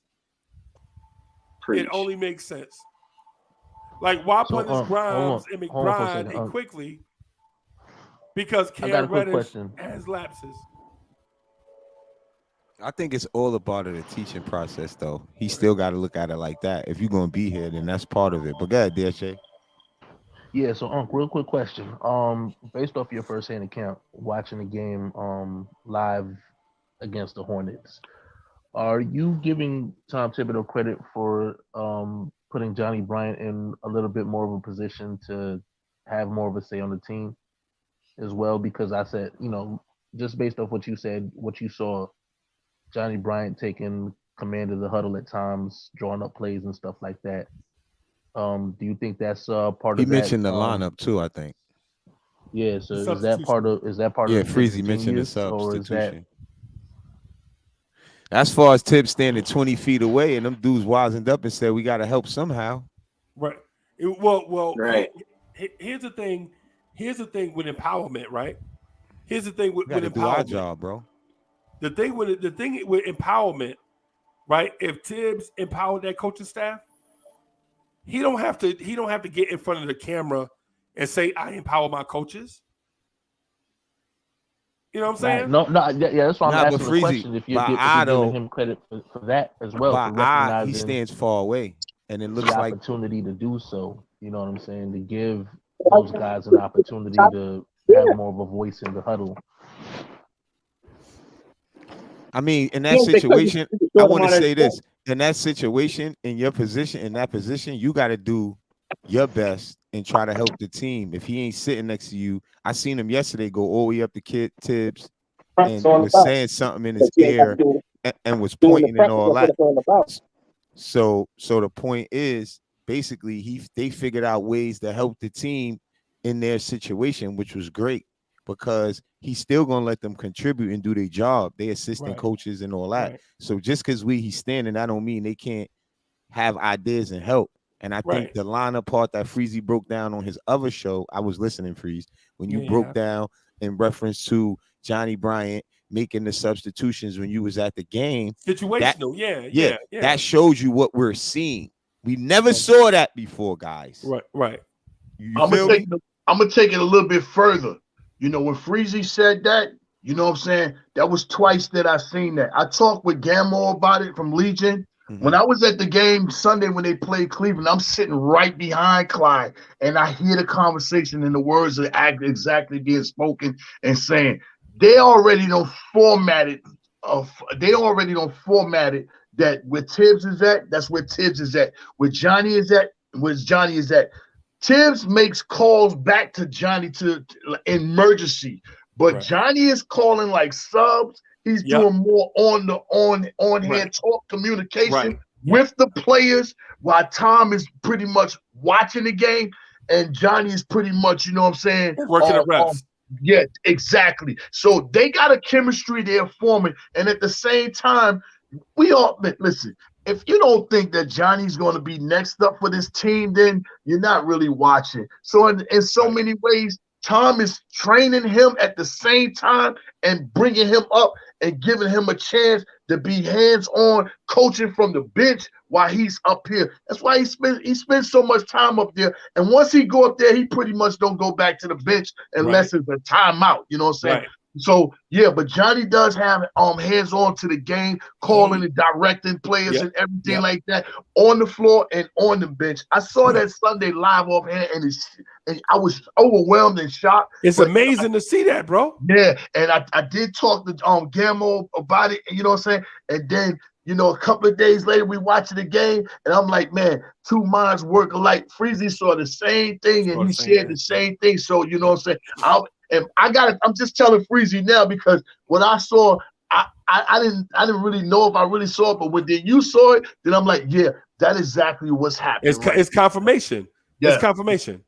Yep. Right. And so to the question for everybody, so for those that heard me say that last week, and I'll reiterate it this week, the bench situation is controlled by Johnny Bryant, right? Mm-hmm. Johnny Bryant is coaching the coaches and the players. Like that area right there, that's Johnny Bryant domain until Tibbs come back. Like Tibbs the other day was like, yo, we need some offense, right? Johnny Bryant, Brunson, come on. Jay, come on. You know what I'm saying? He getting Jay off the bench. Jay running to the – and when you watching TV, right, when you see the players running to the table, snatching off the stuff, that means they are coming in the game earlier than expected, right? Because they usually get a certain amount of time to break because they understand the rotation. So they put all their stuff on and they chilling because they know about the same time of game they going to enter, right? But then when Tim's like, no, we need offense or we need defense here, right? Like for instance, he snatched RJ out of the game in Charlotte, right? Grimes was on the bench. He's like, God dog it, RJ. And he fussing. He snatches RJ out the game. Grimes go to the table, snatching off everything. Grimes had just been subbed out, right? And I don't know if y'all remember this or not. I remember. But RJ got ripped by Kai Jones. Mm-hmm. Y'all remember that? When RJ was about to ISO on a power forward, and a power forward stole the ball from him like he was a guard. Tibbs was hot about that. Cookies. Because he created, and here's the difference, y'all. If RJ Barrett had traveled, it's a dead ball turnover where the other team had to take the ball out, but you could set your defense. But since RJ gave up a live ball turnover and was sloppy, Tibbs was like, yo, we only up by 9 on the road, and every NBA team goes on runs. You got to take care of the ball. He snatched out RJ, put in Grimes. Grimes running to the table, taking all his warm-up stuff off. Right. So, yeah, Johnny Bryant. I don't want Hardwill to talk to me until he agrees to train Evan Fournier on how to be a better defender. Evan Fournier is an excellent teammate. What? Grown man. What we training him for? He's not playing no more. The one thing you got to realize is though, Evan Fournier with the Knicks has been a total pro. Like you ain't heard Castle. You ain't heard no mess out of Evan Fournier since that demotion. It's been over a month. Evan Fournier has been a complete pro. And what we also saw, and during timeout, Evan Fournier grabbing guys off the bench, clapping his hands. He was having a good time. Guys as they come back to the bench. I also don't want. I mean, Freezy, he getting 19 million. Freezy, he getting 19 million. The clock is how to be a better ball handler. But that don't mean Miles McBride. No, Freezy, I'm not knocking your point on it because I agree with you, Freezy. I'm just saying because it still take a man to enjoy himself the way Fournier was. So I get your point, but I'm saying he's getting 19 million. Okay, you know what I mean? And I did see him celebrating like when Brunson made that boy slide when he put Caruso on skates for real. Right. Woo! And the dude on the bench on the Bulls was like, he ain't gonna make the shot too. And Caruso just wanted to get up and try to kind of like wave at the shot. Oh my God, that was it for me, bro. I seen Fournier jump up and do that. I said, yeah, I respect Fournier. Hey, I'm just gonna play. I'm gonna play with the words just for a moment. And then when he did it to him, you know what he told him? And that was for McBride, dude. I saw what you did to And my he yelled man. at somebody else in the stands too, cursing at him like somebody was talking to him. Prince was like, Nah, he wasn't cursing. That He was wasn't love. cursing at nobody. He was talking. He was talking to Caruso, man. Nah. It was love. He was his two best friends and coach. It was behind the basket. Yeah, that's what it was. Yeah, I was so wondering he telling them, I told y'all. I told y'all. y'all. Yeah. I knew he was saying I told y'all. Yeah. Something. I told y'all I could make it here. Because he I was told y'all I could be here. Makes sense now. And you got to think about Jalen Brunson's story. Jalen Brunson is Illinois Mr. Basketball, just like Derrick Rose. That's why they kept saying he's from there, and I'm like, he's from here, but he went to school there. Yeah. Yo, Illinois Mr. Basketball, all that stuff. And he was talking to his people in the crowd. And that's why I think that game was so important to him, Freeze. Pardon me, Book. Yeah, I don't want to go too far from Evan Fournier because I wanna, you know what I'm saying, highlight the word team, together everybody always matter. Team, you know what I'm saying? When you're a team player and not an individual player, you allow the success of the team to also bring you joy, whether you're playing or not. And that's what he's doing. You know what I'm saying? He's being a great teammate on, on the bench, understanding the situation. I'm not playing, but that doesn't make me not be a teammate and support the other guys that's on the court. So I just wanted to highlight that, as far as what a team player is and what he does, you know what I'm saying? Because he brings a whole lot to the table, you know what I'm saying? The cheering, the hard work he plays in practice against the starters and stuff to get guys ready and just being focused and, letting somebody know it's okay or it's going to get better or it's all right when they come off out of the game on the bench. So, shout out to Evan Fournier for what he's doing, man. We're still going to give you that luggage. That's why. Talking about that's kids, why are I y'all didn't saying want that? I want to tell you again, you the big bro. That's why I didn't want to dance over the money. Hardwell talking to me until he decides to personally train some of these Knicks players. I don't train players over 20. I don't train players over 30. How about that? So are y'all saying Tibbs has taken a more of a NFL head coaching type role where he's just, managing all aspects of the team and letting the other, like Johnny Bryant, run, and coordinate he brought a culture, the little details of the team. Right. That's sometimes exactly when what you he do, needed to do. sometimes when you do what you're supposed to do, it works out. Like basketball that's is a game exactly of bounces. what he needed to do all you along. You see how Grimes got the bounce because it was off of things that we were supposed to do. And I always said that basketball is a game of bounces and rolls sometimes. And when you play the game right, you get rewarded. Tibbs is basically playing guys to see where they are. We know what the situation is, but this could have been done. I don't like to harp over what we didn't do before, but that's just my point on where guys are is where they are for the reason of how they was handled. And I feel like now we seeing if you play them more, you could get more out of not wanting to see this because management didn't believe that they was going to do this with these guys. They was going to package these guys up. You see what I'm saying? In my opinion, I want to say it. Some of the stuff is still in my opinion, but we've seen a lot of stuff come out to be true. You feel what I'm saying? So it's like now they have to see and play these guys, and you don't know what you have. In the fan base, New York mind frame, snap a finger, these guys supposed to be able to do this, supposed to be able to do that. Never had nobody that sided them that knew how to do it. The coach was trying to rush to do something they wasn't prepared to do. When you skip the process, you see it in real time, what you really worth. Now, peeling it back and playing team ball more together, playing guys that you plugging in that you've been supposed to plug in. Now, look, how ironic you're getting these things. It's been sitting there. Sometimes things are sitting right next to you, and by you not trying them, you don't know. That was always my problem with Harwell, Tibbs could you say that sorry to cut you off. That's all right. Could you say that Tibbs has grabbed the team back from the front office, though? Because he is playing the players that you would expect Tibbs to play and not the Evan Fourniers or the... But sometimes you teach yourself, too, in the same process. That's true. That's true. And I think that's what he's going through because basically Tibbs thought that McBride and those guys weren't ready because they aren't, right? Right. Okay, that's a fact. When you look at last season, I hate to harp over old things, but it's just a point. When you look at last season, when we played against teams who had guys on 10-day contracts because of COVID and all that, those are great opportunities to prepare McBride better for now. True. And I always use points of the plugins that other coaches do to know what they're going to get from their bench, how players always torch the Knicks that we never heard of.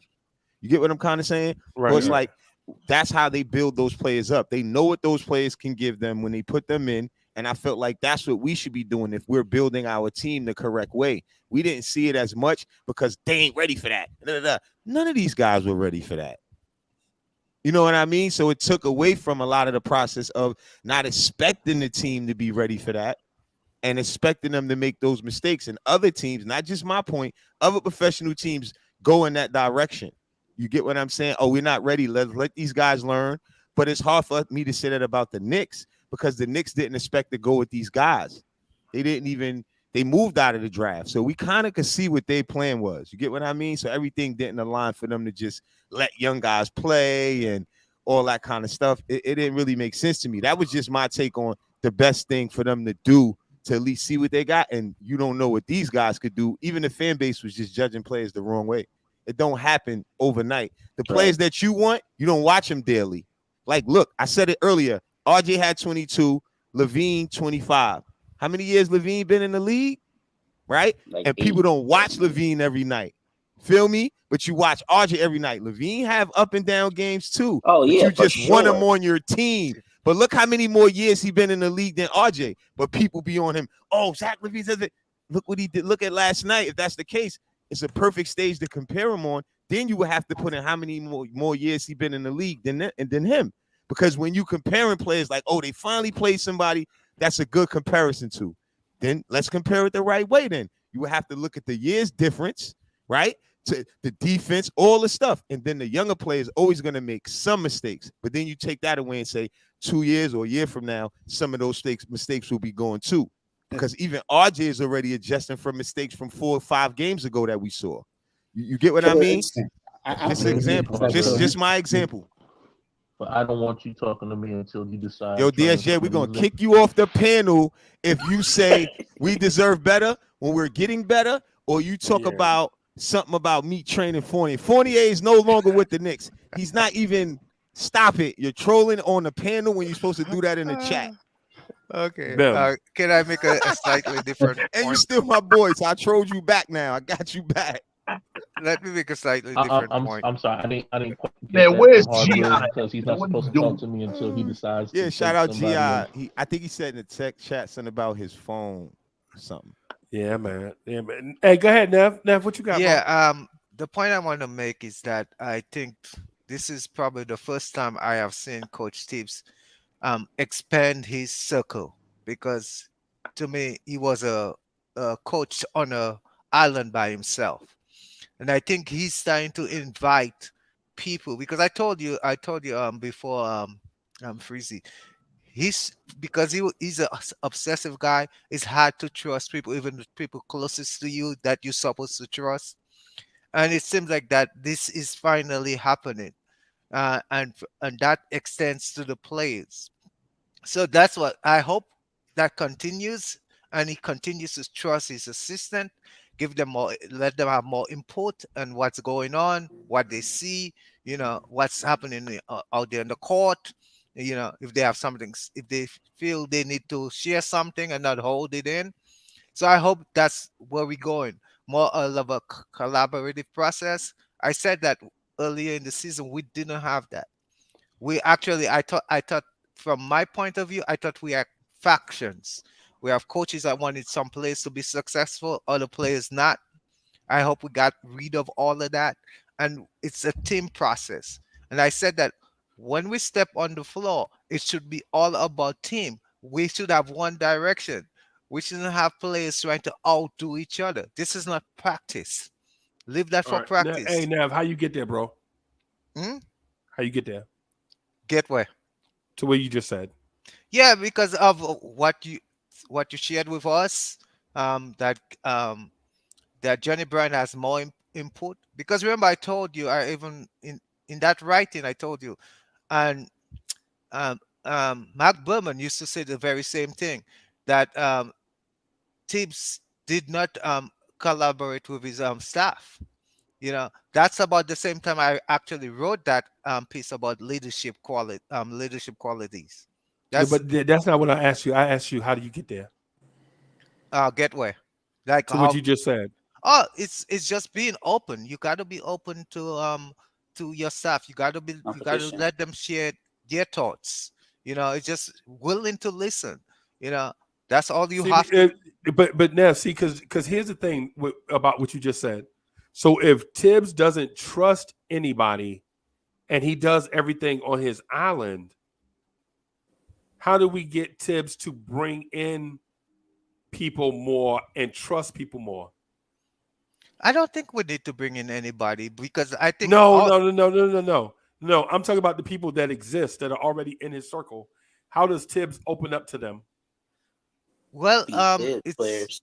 number one is somebody. Winning helps a lot. Winning helps a lot. I think winning that helps, but to me, what would make it so is more his friend. His friend had been defending him through thick and thin to let him know, hey, you got to change. Somebody has to step in, and somebody at his level you can believe in, or somebody even higher than him to that extent, because Leon Rose is higher than him. And if Leon Rose says, hey, you cannot keep doing this. I have to let you go. If you got to bring in your assistant. You got to trust the players. Hey, can I offer an alternative? Sure. How about people earn Tibbs' trust instead of putting it all on one person? How about the other 99 people in the room? But how do you make people earn your trust though? This is how you earn Tibbs' trust, because Tibbs is not the most important person, right? Everybody is important, right? But how you earn Tibbs' trust is like when I'll use Grimes for an example. Tibbs trusts Grimes because Grimes is dependable, right? When he's healthy, he's dependable. Grimes is the most physical defender on the Knicks, and he is. Jay Boogie can attest. Of all, like when you go watch the game, Grimes is always in somebody's shirt, always up under somebody. He aggravating, like he aggravate the other offensive player, right? Grimes is giving you that 100% of the time he dependable, right? And when you can depend on somebody, you can trust them, right?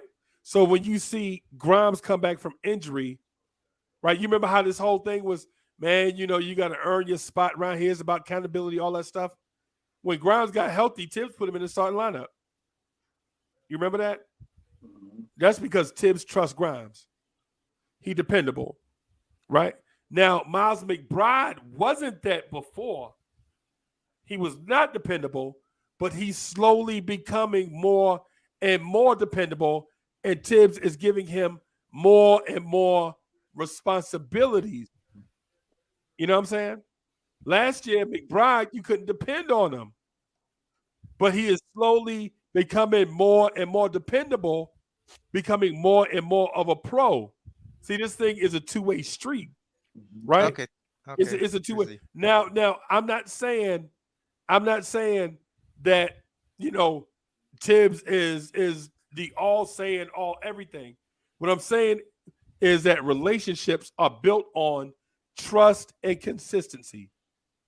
You have to trust somebody, and they have to be consistent. Let me tell you why some of what you said won't work. Because as Tibbs is the highest of the coaching. Everybody else is assistant coaching. All right. So if everybody else is underneath you, it's going to take you to trust them, for the trust to work on both sides.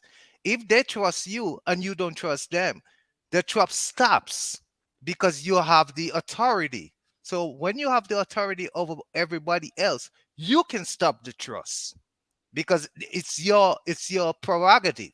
It's basically your prerogative. So for the coaches, the players, everybody on the teams can stop the trust. They can trust him, but he doesn't have to trust them. Like he don't trust Cam Reddish.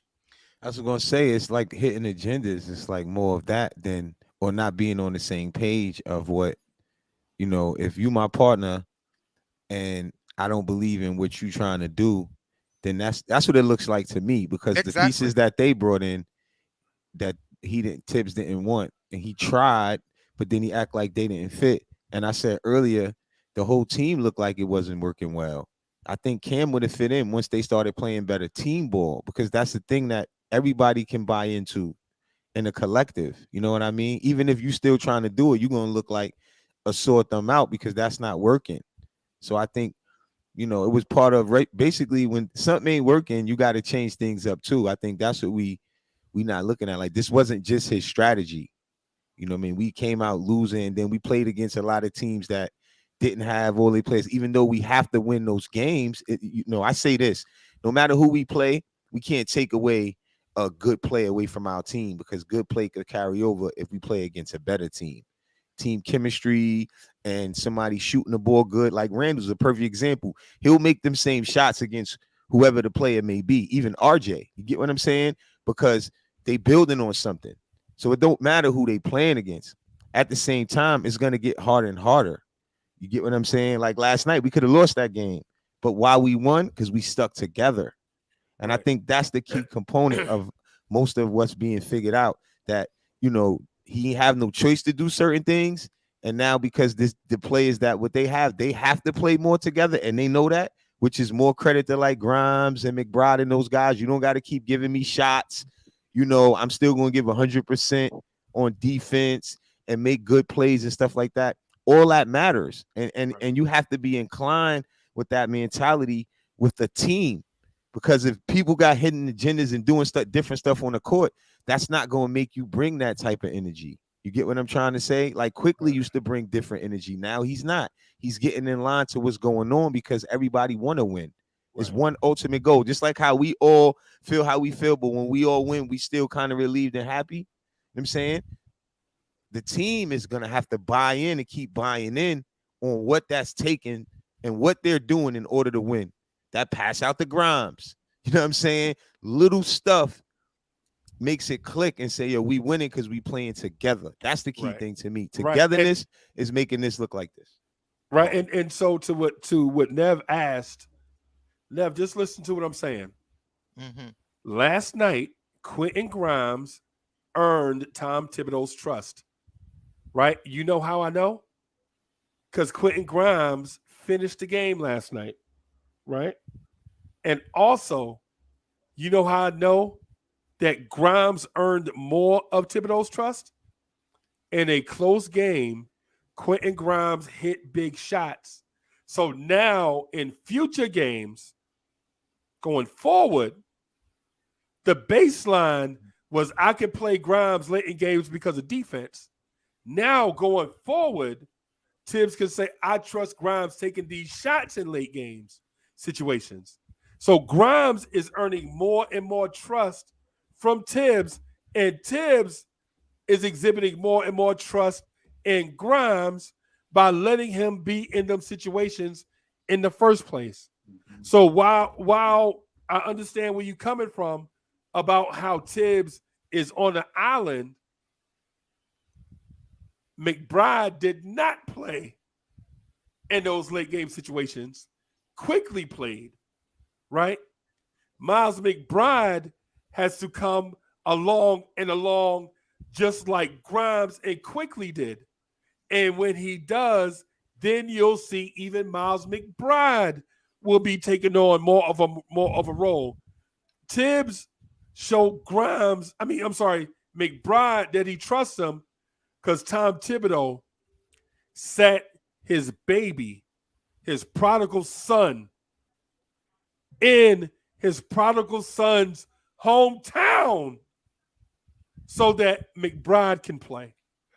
So when everybody say that Tibbs don't do this and Tibbs don't do that, bro, Freezy. he sat Derrick Rose, former league MVP, in his hometown so Miles McBride can play.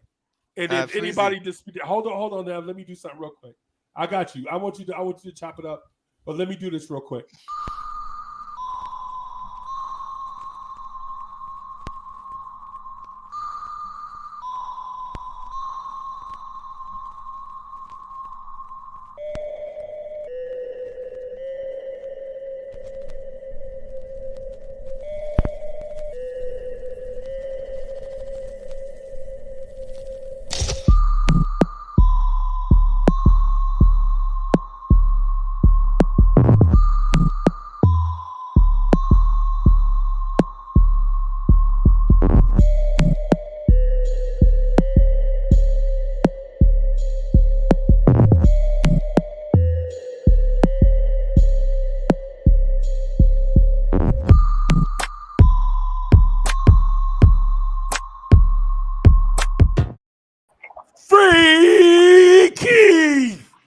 Shout out Free Keith, the optimist.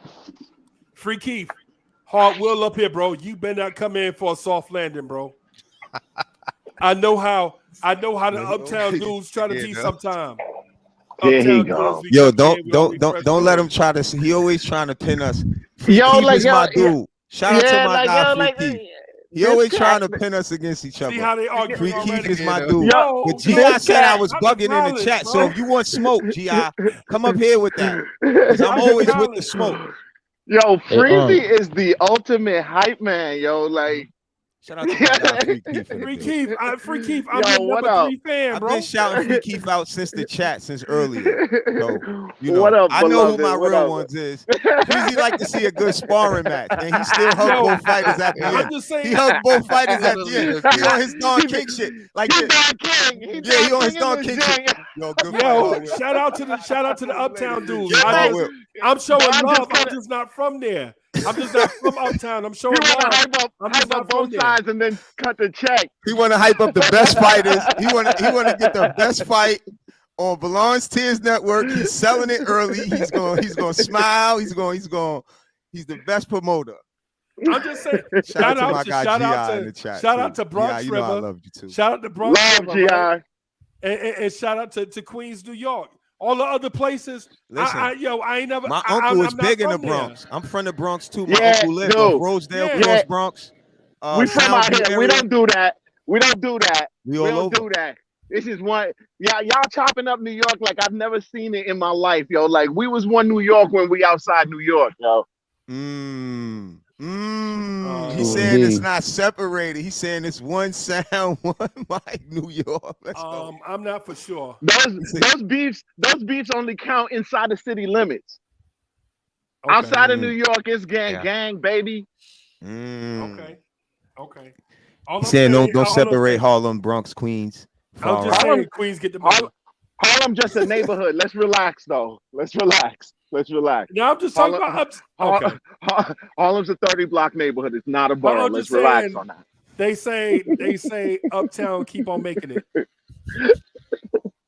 They should have been talking. You heard Nas' new version? Did you hear Nas' new version of that song? Yo, Freezy, did you hear I it? ain't heard it yet. Nas is. He killed Nas it. He Nas gave is- Front Rockaway the 6 borough compliment. No, not only that, but he said something about that point that Free Keith was saying, like or Freezy said it.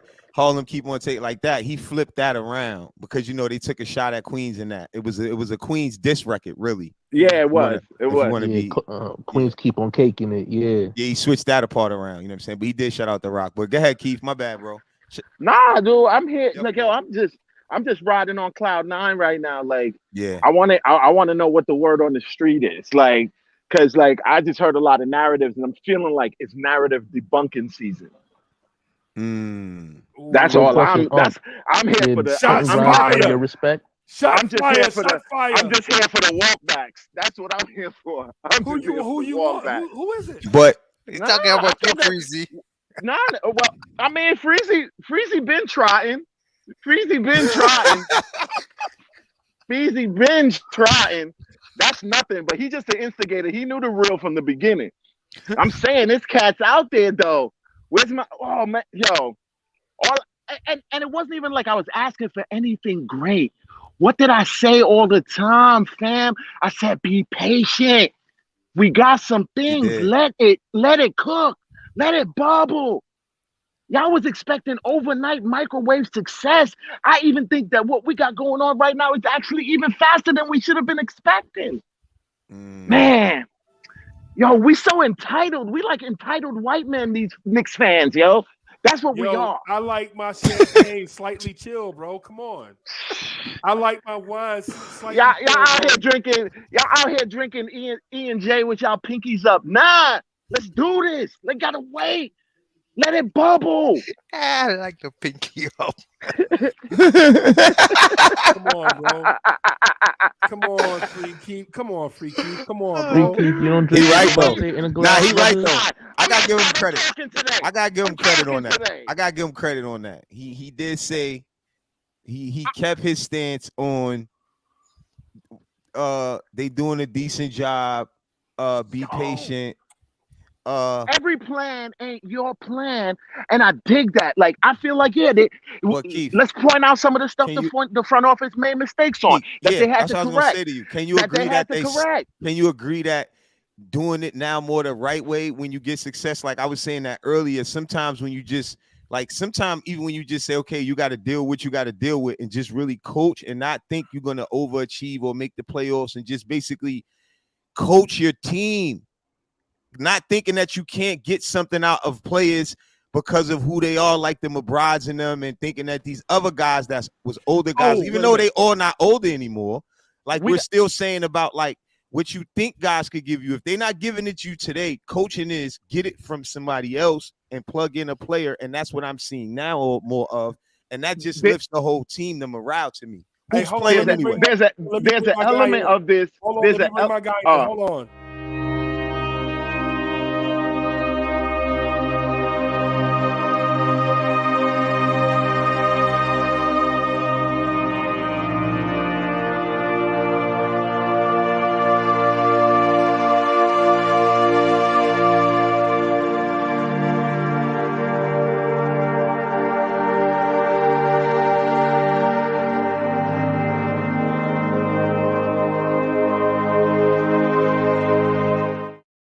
The IQ just went through the roof.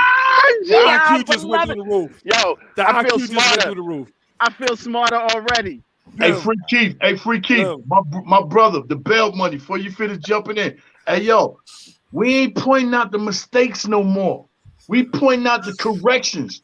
Because when you continue on getting better than your corrections, you're going somewhere. Forget what happened. What's happening now? This is why you my man. This is why you my man. I was literally about to say, like we expected this, like, whatever plan that they made was going to be perfect. Yo, we got to separate ourselves from that. Even if they ran our plan or whoever's individual plan that they thought was right, there would have been bumps in the road.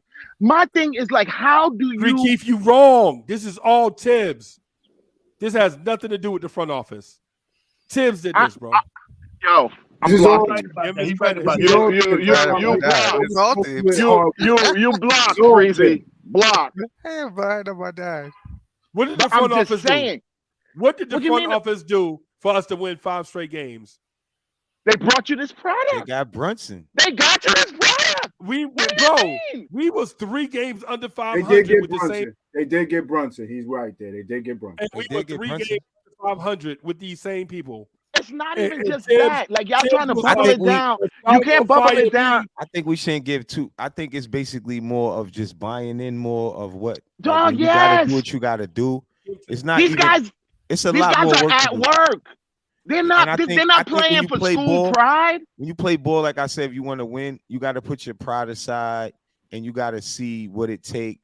And a lot of stuff from the 5 games I seen that they stopped doing, the forcing. Even when you go into the basket, if it's not there, somebody open. Little stuff that I saying they should have been not doing, even though they did. They're not doing that anymore. So I think the fact of the matter becomes, well, I ain't cooked this morning. I've been listening to you. The fact of the matter is, this team is as far as it's going. Tibbs has proven his genius. He has said, I have genius. Let me finish. Well, let me cook, bro. I've been respectful. Hey, let me cook. You've been respectful cutting me off just now? And you said I was bugging in the chat. First, tell me what I was bugging about.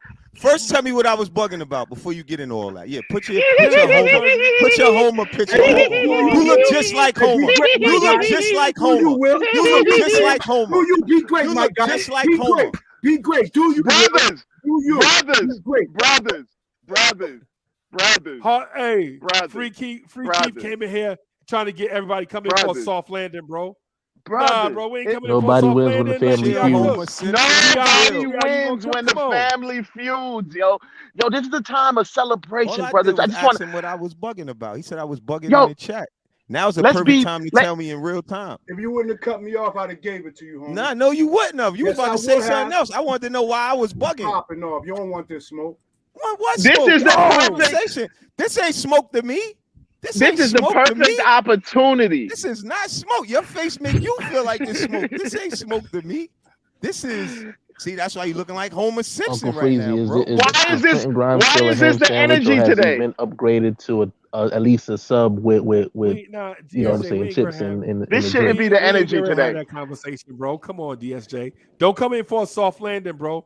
That's one of the And with things I'd Danny, rather be in it. Easy, I'd rather let be me up know here when by I can have a myself few than minutes come in without for a Will soft landing. I'm just trying. Listen, I'm just trying to distract. Will I'm just trying to interrupt. distract what look like animosity from my brothers. I love them both. I love where Will. Danny Landis at? I love Where GI. Danny at? So I'm trying to distract. That's So who I Come want on, to talk to. GI, what you got to say, bro? Distract Come what? on. I want to I'm talk just to trying. Danny. I This is an came open in. panel. I got my introduction. I ain't even get a minute yet. Okay. I tell you what. what, this is what we're gonna do. Come on. Thank you. Come on, bro. What you Appreciate got? that. Appreciate Oh, that. I No get to disrespect stay? everybody I else. get to Y'all stay? hold on. You got to stay. Y'all hold on. Don't nobody go nowhere. We just want to hear what GI got to say. And we coming right back. Hold on, everybody. Go ahead, GI. Uncle Freezy. Tibbs has taken the first 15 games and said, this is what y'all gave me as a team. This is how I would coach this team. Everybody, Fournier started off the season where he was last year, starting. We was getting our teeth kicked in. Right. We were seeing special things with Brunson. We was getting our teeth kicked in. But we saw what we had in Brunson. RJ was shaky out there. Tibbs said two-hand timeout. I understand what you're paying Fournier. Fournier, have a seat. Derrick Rose, I know I brought you here. I love you, bro. It was supposed to be different. My job is on the line, homie. I'm a defensive coach. We letting up 125 points a night. Got to have a seat, my guy. Look at the advanced analytics. You can't defend nothing out there. Quickly, you got to chill. Obi, want to give you more? It ain't working. Tibbs slowed the pace down. Work with Randall and Brunson in the two-man. RJ is the third option. You get what you get, and we started winning games. And this wasn't by accident. This is a pattern that's been going on for 7 games now, and we've won 5 in a row. But this is as far as it goes, Harwell. This team can't get any better. It ain't no bringing Cam in. It ain't no. I think I'm hearing you. I'm saying you bugging. I think I'm hearing you say that all the Tibbs got these players. He's got to figure it out. Nah, Cam ain't built for this. Cam can't plug and play. This is what we are. If we're going to bring players in, they better be able to plug and play what these 8 and 9 players are doing. If not, then the Knicks are going nowhere. Dolan's going to get pissed, and everybody will get fired. This is our brand of basketball under Tibbs. If you want a different brand, fire him. If not, this is what it is. Freezy, thank you for allowing me to have this time this morning. Bim, all right. Hey, I just wanted to hear you say what it is that you had to say without the interruption, man. You know what I'm saying? I'm here for peace and love today. I thought it was going to be joyous. Wow. Yeah, man. And I knew he wasn't going to stay and rebuttal that. I knew it. I ain't gonna say that now. Appreciate, like, it's lame, man. You see what you see on the field. If you want to push your own agenda and your own narrative, fine. But it's got to be in black and white. You can't say Tibbs didn't make changes. You can't say Tibbs isn't fighting for his life. You can't. Anybody that suggests that, you can't turn Cam into something he ain't. If Cam was that, Jay Boogie will say it best. Cam is sitting on that bench watching what's going on. If Cam wanted to get back out there, he'd be like, Coach, I can do that. Everybody sees the brand. I can do that. They can't do it. That's why they sitting. Let me just say this real quick. Hey, let me say this real quick. My man Hard Will don't run from nothing. He probably got a call or something. You know what I'm saying? You know, we all it's Well, I'm gonna be right here. I ain't going nowhere. Yeah. Will don't normally run. Yeah, Hard Will, that's my guy. He probably lost a connection or something. I feel like Tibbs is has because Cats had come into the season already thinking what they think about Tibbs. They were not giving him a fair evaluation of what he was doing. Tibbs was actually juggling lineups way more than I've ever seen him in my life. Right. And this is from preseason in. Cam got a rack of minutes. He got time to prove himself. Cats is mad at Tibbs that Cam didn't prove himself. I think that, or at least prove himself for what the brand of basketball was that Tibbs was trying to play. And I think all that roster juggling, and personnel and this, that, and the other got him down to this 9-man rotation. And we're seeing the fact that it is working. Okay. Yep. Who was responsible for that? Tibbs. Tibbs. Let's just give Tibbs some credit, bro. You gotta give Tommy T his props, you know. Just to we do this thing. Reflect on what y'all was saying about Grimes. You know what I'm saying? Him putting his trust and learning Grimes and showing who he is. You know, it reminds me of the movie Training Day. And I'm just gonna start calling Tibbs Bones. You remember what Bones told Denzel inside the projects? Nah, homie, you gotta put your own work in around here. You gotta put your own work in. Right. And that's what he told Grimes. You got to put your own work in around here. And since Grimes putting his own work in, you know what I'm saying? He's falling in love and he's falling in suit. And Tommy knew this. That's why Tommy probably was the one that said, yo, nah, don't put him in that trade. No, what are y'all doing? That's my guy. Tom probably said, no, he stay here with me. You know what I'm saying? So Grimes is showing himself that, yo, I belong here. I'm patiently waiting to blow. You know what I'm saying? But I'm going to do it, you know what I'm saying, in a respectful manner. I'm going to play my position. I'm not going to get out of character. I'm going to continue on playing. I'm going to play hard. I'm going to be there for the team. You know what I'm saying? Because that's what I believe in, the team. And as the team go, we going to all go. And he's playing his position and it's showing up, you know what I'm saying, all over the outer stats. And he's showing it in the stats.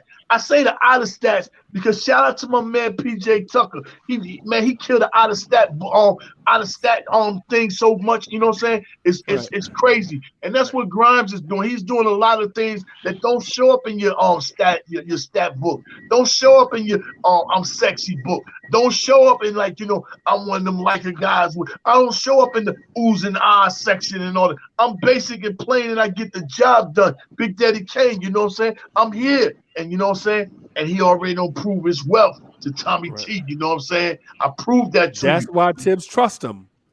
That's why Tibbs trust him, bro. I trust you. Trust. Yeah, I just want to again just show love and everything, support. You know what I'm saying? Love y'all guys on the panel. Love everybody in the chat and everything. Y'all be safe out there. When we gonna hit a Good Goddess remix, bro? Salute, DSJ. Sooner than you think. Peace, brother. Yo, can I say something? Can I say something? Yeah, man. I heard all that what G.I. was saying. His opinion on Cam, that's just his opinion. I don't really care about all that. As far as what I was trying to say in reference to what he said I was bugging, I was saying that in what's going on, it's a team buy-in thing where I see ball movement and what changes the morale. Ball players know about that. You know what I'm saying? It changes the morale of it, make a whole team look better. Right. I'm not talking about just Cam is a good player. People that don't know that, that's their opinion. The problem was I broke it down earlier how players were doing things that was creating other players to do things instead of doing the right thing for the betterment of the team. So I felt like Cam with his length, his height, if that would have been corrected when he was in the rotation, he could have brought in it too. I wasn't trying to act like, nobody did nothing spectacular. Can y'all agree with that? It's a lot of teamwork that's going on where guys are in the right spot. They sharing the ball. We wouldn't have won last night if Randall wouldn't have kicked it out and Grimes hit that shot. We even got the ball bounce. I even broke that down. So as far as, it's all opinions. When you say you're going to cook somebody, you got to cook somebody in reference to what they say. Don't make. Hold on, I'm not finished. You got to cook somebody when they don't make no sense. And then you can say when they don't make sense. Or when you write, you're bugging. I don't think I was bugging when I said that. That's why when he started talking, I said, well, what am I bugging about? You think Cam is that bad that he can't do what McBride or these other players are doing just because the ball is being shared? Then that's your opinion. You just don't know basketball like that. And that's my last point on it. Bro. Now I'm finished. Now you can respond. Thank you. What I am definitely telling you, and it's been proven in the sample size, that Cam will not give 100%. He will not move without the ball. Cam only gets motivated as a ball player when the ball is in his hands, and it impacted everything on the floor. and you see Tibbs yelling, Tibbs trying to do different things. What I'm saying that Tibbs has mastered is he takes players that want to give it, and then they do the same thing all the time, even with their shortcomings. They operate within the team. It was impossible to get Tibbs to get Cam to operate within the team. Cam is the only example because he has all of the physical skill sets, but mentally, Tibbs can't get him to do what Tibbs need him to do when he needs him to do it. And Atlanta couldn't get him to do it either, even though I don't think he was fully healthy in Atlanta, and he couldn't beat them other beasts out. We don't have 6'9" guys like Cam. There's no reason for Cam to not be excelling at his highest rate with the Knicks when he is the greatest need that we have. That's my point. Right. Hey, I'm gonna speak to both of y'all point. We talk about Cam. So first of all, let me tell y'all something, man. When you break that, when you look at the defense, it's videos on YouTube, right? Like just cut ups. It's not 8 hours of video. It's just cut ups, right? Cam Reddish has energy lapses on defense. These are facts. This is not just something. Stuff like that can't be coached. If I got to tell you to get your energy up, it's a lot to do with morale too, Freezy. I'm not saying he didn't carry over with that from previous. I get it. I'm not disputing your point. Mm-hmm. I'm not disputing your point. Mm-hmm. I'm not disputing GI point. What I'm saying is you can't have energy lapses on defense under Tibbs. You got to go to sleep knowing this and wake up in the morning knowing this. If you want to play, you got to give 100% all the time. And that's just I agree with that.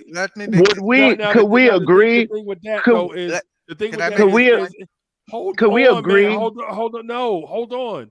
The thing in Atlanta is every small forward in Atlanta that plays with Trae Young struggles. You saw Kevin Huerter. You see DeAndre Hunter. You see Gallinari. You see Bogdanovich. You saw Cam Reddish. You see Jalen Johnson. You even see AJ Griffin. Their offense and defense situations with Trae Young is not set up for a small forward to thrive. That's why everybody in Cam Reddish's situation looks out of place. So basically what you want to do is if you want to get a true indicator of what Cam is, scratch all the Atlanta stuff from the record. Because Cam thrived in Atlanta when Trae Young missed games. But when Trae Young came back, Cam Reddish struggled. Scratch Atlanta from the record. Right? Yeah, Joe. I just had to put that out there because if not, then without the whole thing will be taken out of context. I just want to be clear what I'm saying about Atlanta, though, Freezy. I'm just saying he couldn't beat out those other small forwards. I 100% agree with you. Trae Young is the small forward killer, but that ain't our conversation. I'm going to go over to the Knicks, to the Hawks guys you introduced me to, and have that conversation. But he couldn't beat the other guys out. That's what I'm saying. They all equally had problems, but all of them struggle. Yeah, look at John Collins. John Collins is 20-10 easy. Can we agree? Can we agree that what we're seeing now, because we're doing a lot of revisionist stuff or whatever, and a lot of speculation really that cats can't draw legitimate fact lines to. But what we can see now, and I feel like we can all agree that this is the best chemistry mix of guys. And what Tibbs found is the best chemistry mix of guys on the team that can perform to what he needs to be performed and the results that we're seeing. The only thing I can definitively say, I agree with what you said, is that Cam is not going to be our 6'9" savior. It is no way. There's no coaching him up. So that's the only statement that I said Harwell was bugging to, and it's the only statement that I stand on, and it's the one thing that is stopping this team from being great. Not Cam per se. We got to get a 6'9" guy in here because we've been able to get by the last couple of 5 games. But the first time a wing comes in here at 6'9", at 6'10", that wants to get it how they want to get it, it's going to be impossible for us to stop. We couldn't even stop. We're going to get killed the first time one comes in here. So we need Cam. He got to be a dog, though. He got to be a dog. My point on what I was saying wasn't even really based on Cam. when I picked Cam's name was because of what G.I. just said about the type of player that we need. My point was based upon what we're seeing because of teamwork. And I said, if Cam was on the court when that was going on, that could make him look like a better player as well. Because when other players are in their own agenda or not making the right plays so much as much as they are doing now, I said Cam would have been played better. And I said I've seen many times when Quickly wasn't giving him the ball. See, I'm breaking more down. No, then I owe you an apology. Well, I thought you were saying Cam could be coached up to be better, and Tibbs should get a knock for not being able to coach Cam up. I thought that's what you were saying. I apologize.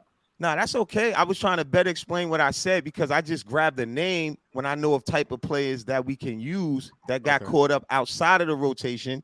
When before in the rotation, we wasn't playing team ball the way we are. So if you play ball and you know ball, you know that could change the way a player look because I'm going to give you the same plays that you give me. And I've seen many plays where Quickly didn't give Cam the ball, or RJ didn't give up the ball, and I'm seeing something different now. So I gave an example of if Cam would have been playing when that was going on, that could have changed the dynamic because when y'all naming his motor and all the things I hear negative about Cam, I know that could affect those things, the motor, make him give up or play less of, energy wise and stuff like that because things aren't going the way it should go. And that happens in basketball. But now that it's going in a better way where they're making the right play to an open guy. Because I said, if I'm open and I know I'm going to get the ball, that means I'm going to play better defense. I'm going to do all the other stuff. And even if I'm not scoring a lot, like I mentioned, Grimes and McBride are perfect. And I wanted to say Steph made a good point. The Queen made a good point because Cam maybe didn't feel like he fit that role that he's in. That's a great point. But I just feel like far as opportunity-wise, if he was playing while we're playing this way, we would have a different perspective or perception on him because you know why? It only took him a few games to change most of the Knicks fans' minds on him. And I knew what he could do for a long time. They seen 3 games. Oh, my God, Cam. And it was the same people that said Cam is trash and get rid of Cam. So that's the thing. Opinions change so fast on these channels that you got to understand that could have been an adjustment that Cam could have made and been part of our future. Because guess what? We ain't winning the Eastern Conference this year. And no matter how much Free Keith could say he right on his point that we are better than what we expected when we have patience, that's still my point too. That if we having patience, then Cam should have been able to get another chance. But being there, sat out. I'm cool with it. I'm not crying over spilled milk. I'm just doubling down on my point. So I don't even want the chat to think I was stuck at Cam, even though G.I. just said now he better understand. So I'm cool. I just want everybody to understand what I meant when I brought him up because it's a fact. Good basketball make players look better. And that's my last point on it. As we're evaluating these players, understand like all the information that we're taking in is from game time. Like I think that the Tibbs doesn't come to his decisions at game time. Like I think we're devaluing the things I think we're devaluing the things that go on outside of the times that we see the practice, this, that, and the other. You think that these guys are just playing like this, like they just started in game? Like you think that Cam is sitting out practices? Maybe he was not the best for what they're playing, the brand of games that they're playing right now in practice. You know what I'm saying? Like, let me tell you what's most important. It's kind of pompous for us to just like look at these games and just like feel like, oh, like these decisions are being made on a whim, like at the game. Like it's not. Let me tell you what's most important. Hey, hold on, y'all. Just a split second. Hold on, split second.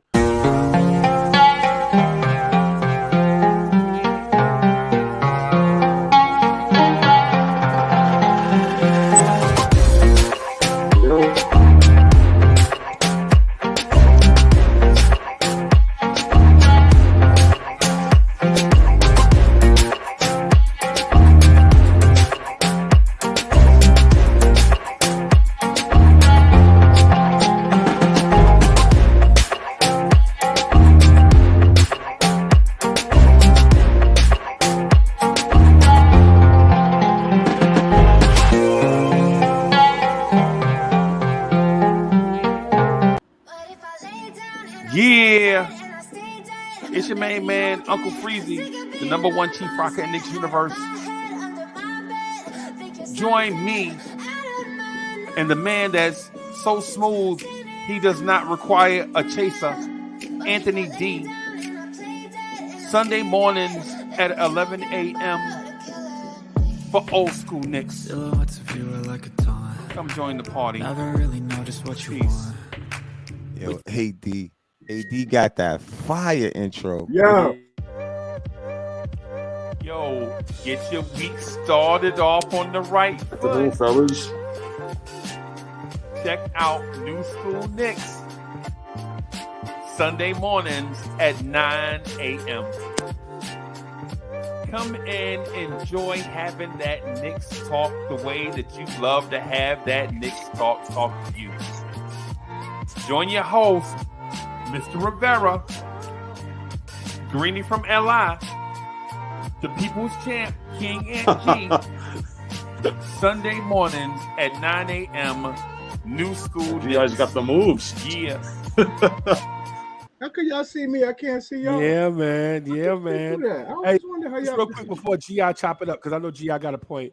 Yo, thank y'all for all the support on audio, on all the audio podcasting platforms. Thank you to all the members in the place to be, man. Without y'all, this channel would not be where it is. Thank you for all the Patreons, man. Helping support the channel, man. We really appreciate y'all, man. More to come. Subscribe to the channel. Smash that like button. Let's go, Cowboys. What's up, GI? Here's what's most important. My last comment of the day. The Cowboys, by the way, are a tad bit fraudulent. The Philadelphia Eagles are for real. But we'll have that conversation another day. What's most important the last 7 games, why I love what's going on, and I don't know if it's because he don't have to look to the bench and worry about any of those guys that's no longer getting minutes. But the player named R.J. Barrett has been completely unlocked. I don't get it. It's not like he's doing anything different. It's just everybody. What's going on right now just seems like it's benefit. The only person I'm worried about, J Book, is Isaiah Hartenstein. What happened to him? He don't look like he know what's going on no more. But everybody else been solid. See, RJ though, ain't the thing about RJ, and I think this I like RJ, and I feel like when he's on, he's on. But like it's 4 seasons now, and now we have enough evidence to know that the man takes too long to get the engine running. We gotta wait like 2 months every season for him to actually get his groove.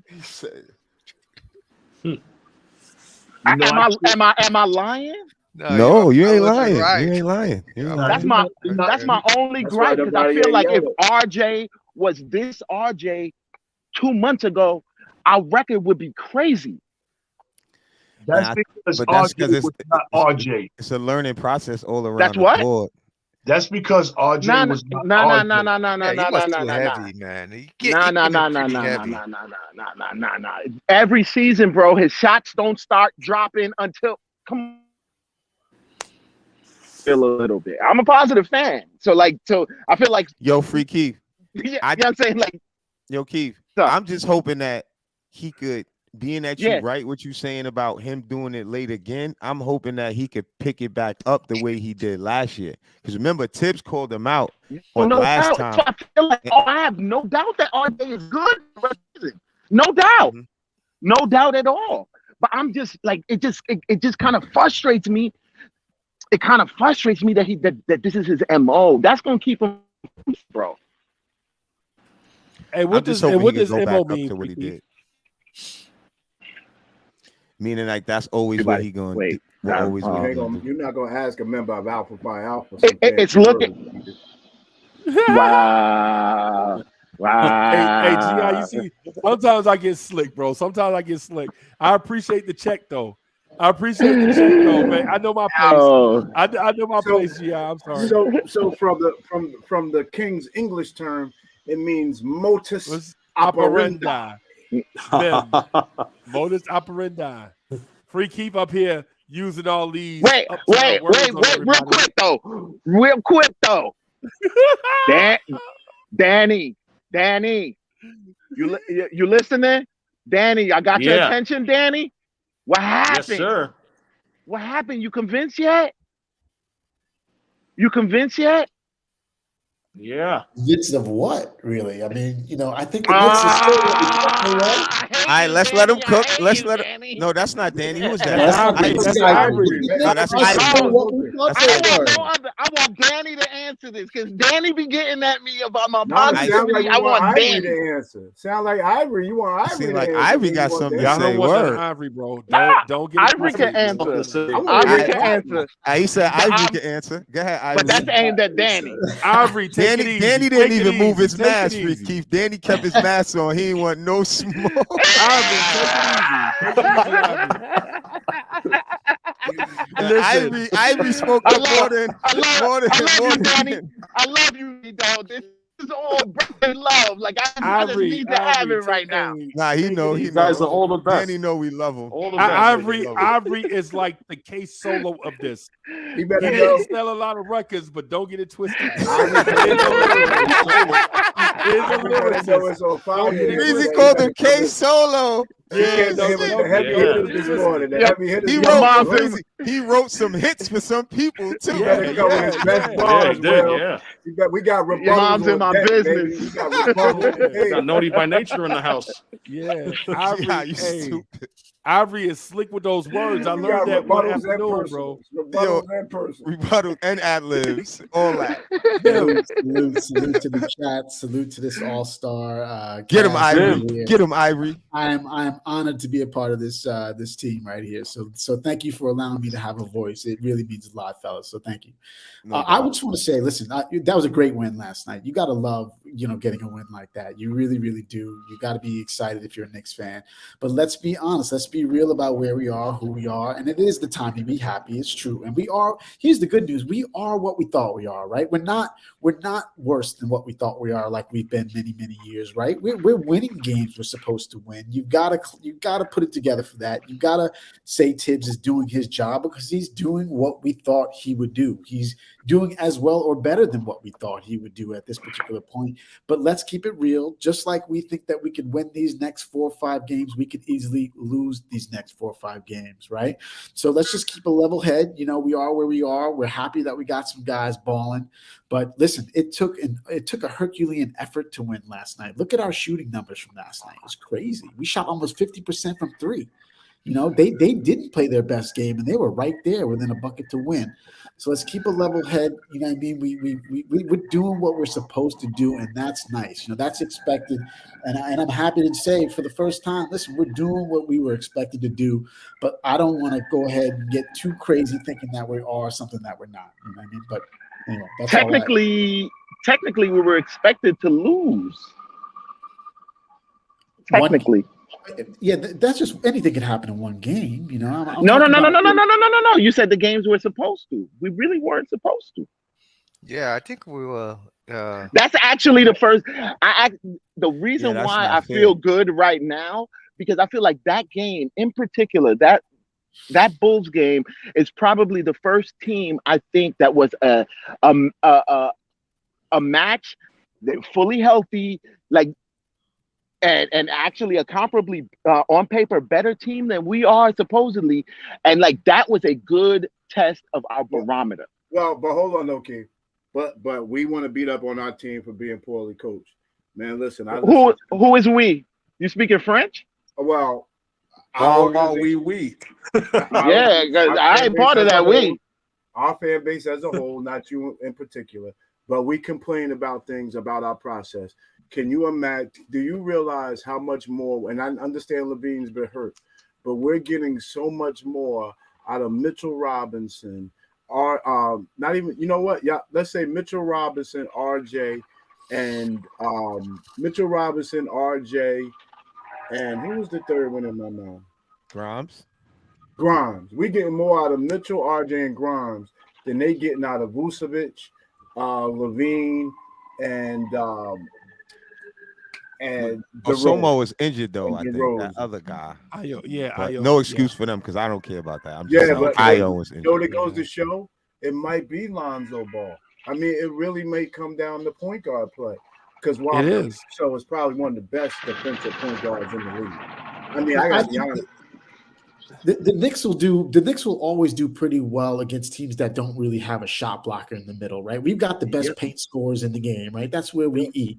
And if they don't have, and we know we don't do well against those long arm defenders down there, right? We got Randall short arm and RJ at the hoop, and of course Brunson not really known to really get it done versus these really tall, lanky dudes. So when a team doesn't have those shot blockers, I think the Knicks are tough. The Knicks are tough. And I'm going to say this before I don't get a chance to at some other point.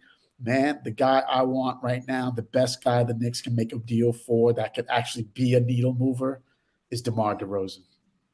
Yes. No, how yes. does he make us? Let me ask the question real quick. How does he make us better as a wing defensive team? Well, he plays pretty can't good. guard our players. He can. Well, he's certainly as good a defender as we have on the wing right now that are actually playing. He's as good a defender as RJ. But if you got young guys, if you got young guys, like this is how I compared it to, and I use Levine and RJ when they got 4 to 5 more years on them. Why would you even have to? Then it's like they're not gonna probably get you to anywhere faster. If you ask me, I think you said something like that actually, Ivy. Last time you brought up this similar point, whereas why are we rushing to do all these moves? Your point you made, that's the same thing for that on DeRozan's point that you bring him in because of the fact of that he has 5 more years on a player that's already could be on our team like a Grimes or even more for Grimes. Let's just say and. Even though he plays better than Grimes, but we don't remember Zach LaVine had to learn the same way Grimes is going to have to learn. What you got to pay attention to that our young guys could play against those, could get on the court and come out and get a win, actually. And they're way younger, less experienced, didn't get treated in this way except for RJ. So to me, that's a good sign as far as why would we need a DeRozan if he's not guaranteed to change the narrative for us. After we see we could compete with younger guys and play more team ball, because all you're doing is adding another scorer and that dynamic.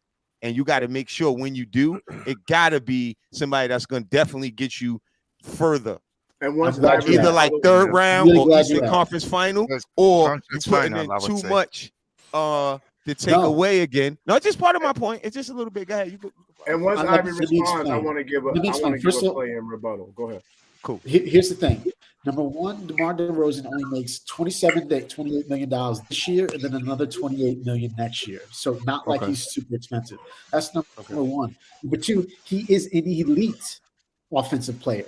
Elite. He gets to the line 8-9 times a game. He shoots 50% from the floor. I know he's not a great shooter, but what he is a leader and a go-to guy down the stretch. We know How that old we is he, have Ivory? No. What did they do last season? He's 33, but he's only got 2 more years on his deal, right? And I'm not saying you don't have to trade the farm for a guy like DeMar DeRozan either. We're not talking about mortgaging our future to get a guy like DeMar DeRozan. Yeah, but you said he's great down. You said that he's great down the stretch, and look at Chicago's records in this season and last season too. G.I. In the last 2 minutes of the game, they are like 2-10. When down, when within 3 points at the end of the game this year. So his down. Yeah, you talking clutch moments. Yeah, it's not making this sense. year. Last year he was one of the best clutch players in the NBA. Don't you remember how many last minute shots he hit last year? Let me say this. Yeah. Why are we not going crazy for a player like Bol that makes sense that we can overpay for, and that overpay is signed. He signed. He signed with Magic for another year. We messed up because that's Leon's son's agent. When that's what I'm saying. But you didn't let me finish, Ivory. We could go to Orlando and overpay to get him. Maybe give up 2 first-round draft picks. I mean, and that is different than 6. This guy is going to break out. He's breaking out now, and he will fit perfectly for what we have. We got to get longer. We have to get longer. We can't keep thinking we're going to finish down the stretch with these players we have around the rim. We're not, man. We got to get bigger finishers and tougher wing defenders. Anything else makes no sense. And that's where I think DeMar DeRozan fits. He is without a doubt. But let me ask you a question. Let me ask you something, Ivory. With that team that he had, they expected them to do something. They only made it to the first round of the playoffs. I'm talking about when DeRozan shot the way you say he shot last season. They still didn't go far, and they have Vujicic, they have Levine, they got Williams. You know what I'm saying? So when I look at who you on a team with, and y'all only go as far as that, to me, that's like he's not Didn't going they to win? move the needle. Didn't they win the Listen, NBA I'm not championship saying after they I'm not traded saying that DeRozan? DeRozan makes us a championship team. What I'm Then saying is you that you shouldn't can get really him move the then. needle, especially in a playoff situation. And by the way, remember, he's not going to cost a whole lot, right? 27 So million is that's a what lot of makes money, us I bro. better. mean, Ball is cheaper than yeah, money. I That's a disagree lot, with. Ivory. I disagree Can that he's not going to cost a whole lot because for Chicago, he's a vital player. So to Chicago's He's not gonna to want going pry something anywhere. back. yeah, to pry him from Chicago, they're going to ask for a lot. I mean, if I were Chicago, I'd ask for the farm. Number two is that we're not in a position where we can say that this team has gotten to the playoff and is a playoff contention year in and year out. We we just trying to establish getting into the playoff.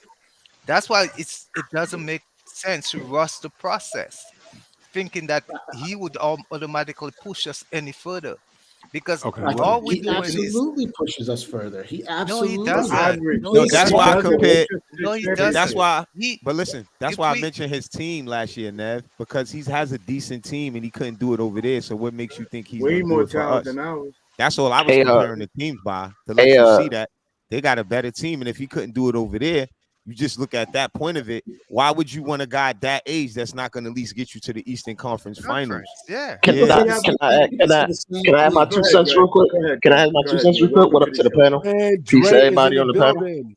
Who that? Hey, Oh, What's Um, Dre or good, Dre? something. Dre, you a machine, bro. Didn't you just get off the Knicks at Night podcast? hey, look, man, I'm on my lunch break right now. I'm a spit. I'm a spit. Quick game. Quick game. Um, Okay. from a basketball point of view, it really doesn't make sense because we've already seen what RJ looks like as the fourth option. And when he's not engaged or getting touches, he's even more inefficient. Just like what we saw last year when we brought Fournier in and they put Fournier on the ball more than RJ. RJ looked spaced out. He didn't know what to do. He was just on the court, just an empty vessel on the court, sitting in the corner. And from even more from basketball perspective, we're going to have four guys in our starting lineup that can't really shoot the three that well. Are we just going to keep letting teams collapse on us in the paint? We Grimes are what we fits are. a need more than Grimes fits a need from a basketball point of view than DeRozan would if we're talking about like basketball that makes sense. Dre, Because let me if we're gonna keep hold on. If we're gonna keep putting dudes on the court that don't complement each other, we're just gonna see ugly basketball in the end. We said that at the And beginning of like, this and year. They are we trying to already complement have with each pretty other. good too. Like the thing that DeRozan does the best is isolation basketball for the mid post and the mid range and attacking the rim. But our two top guns do that already. They do that at a proficient level this year. Where Right, where but I'm none lost of them is do it as well as where DeMar where DeRozan. where I'm lost is so Grimes is just now finding his footing, and we're looking to replace Grimes already. But yet, when I call him a ham sandwich, everybody is offended. you're right. I can't understand this double standard, bro. I am offended right now. Freezy, we Hey, have Freezy, we have a some product. it's some of Freezy, we all have a parts. product on the floor. We have a product on the floor right now that Right. can win 500 basketball. Okay. Why would anybody be trying to replace what's on the floor? Why aren't you trying to supplement it so that you can get better? It makes I That's don't what I'm saying. understand fans. I don't understand fans. Ivory wants to put more of the same on the team. No, No, we he need- don't. No, he That's don't want not to do true. that, Gian. What Who- Ivory wants to He's do saying DeRozan better. what Ivory wants to do is blow this team up and start from scratch, Yeah. right? But he With a says, 38-year-old but listen, hear me out. He's like, but if he's got to sit through this, why not go get DeMar DeRozan for the next 2 years? Ivory, am I accurate? 100%. 100%. You know, But here's why I here's the deal, said- fellas. If we're not really going to go get a real franchise player and we're trying to win with the way we're currently constituted, why wouldn't we go get much better? This guy makes us much better. He is a closer. He's a guy you can give the ball to down the stretch. And sure, he's not the best at it, but he's much better than anything we have. Anything we All have. right, Ivory, what would you give up for him? What would you give up for him? I give up two of Like those protected hypothetically. first round picks. I give up IQ. I give up Toppin. I give up Rose, and I give up Cam. That settles the deal. Boom. IQ top Whoa. and two. Wow. IQ, Toppin, two protected first. Wow. Now, Toppin I'm doesn't not play. giving up the IQ first, is bro. supposed to be a shooter. That's who a can't lot, shoot Ivory. yet. And you think they would just? But it costs You to be a think good the player. Bulls like if the Bulls were blowing it up, they'd take He's more than not that. Though. saying, Dre. He's not saying he's giving all of that. All of that is on the table. Oh, I That's would what he's give saying. all of that. Two protected. No. Yeah, you Yeah, bugging. So he tried to You save bugging, you, man. Ivory. He tried to save you. I misunderstood what real. Ivory was saying. Keeping it We're real. not 'Cause a saying minute you're ago, not we were keeping it talking real. about a It's cool. 26-point scorer with 5 rebounds and 5 assists, and now we're saying we don't want to give up 2 of these protected first. That might even we might two 17 picks, number 17 picks for DeMar DeRozan, a 26-point scorer who only is only making 28 mil. Fellas, this makes a lot of sense. We're only talking about IQ, who we're already trying to trade because we can't pay him. We're talking about Toppin, who we're already talking about we're playing better than because he's not on the floor. And you know, what are we really giving up here, fellas? It makes a lot of sense to me. I mean, nothing. Because you can match the money with Derrick Rose and Evan Fournier. Right? You can match the money with that. And then you can sweeten it with a young player like Cam or Obi or Cam and Obi. I don't see, man, throwing the picks in there to me is just overdoing it. To me, that's an extreme overpay. I'm not a cap guy. I'm not like, I don't know really what these dudes are worth, but I think a 26-point scorer, 5 rebounds and 5 assists, he's going to cost a little bit. And I think those 2 protected first that might not even be recognized. They might even turn into seconds.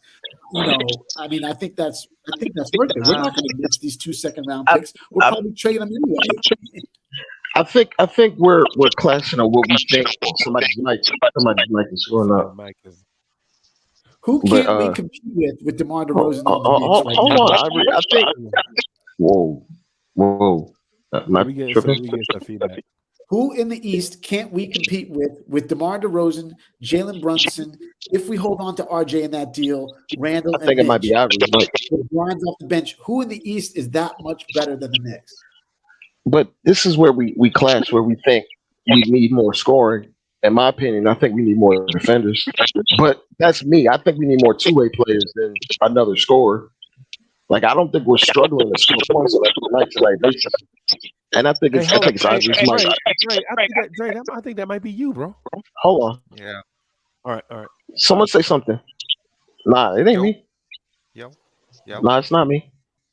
No, it ain't. I'm No, good. it ain't you. It's somebody. I think it might be hello. feedback through Ivory's mic. Nah, hold on, Drake for a second. Hello. Okay, I think we good. We good. All right.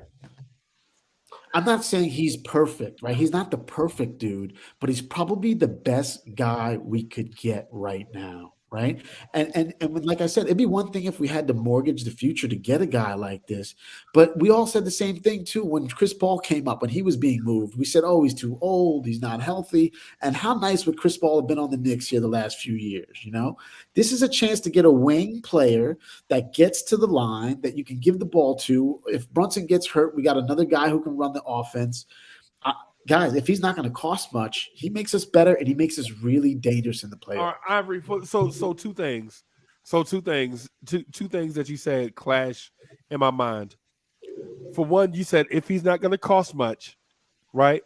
Just now, and then before that, you said Obi, Cam, 2 first-round picks, Emmanuel Quickly.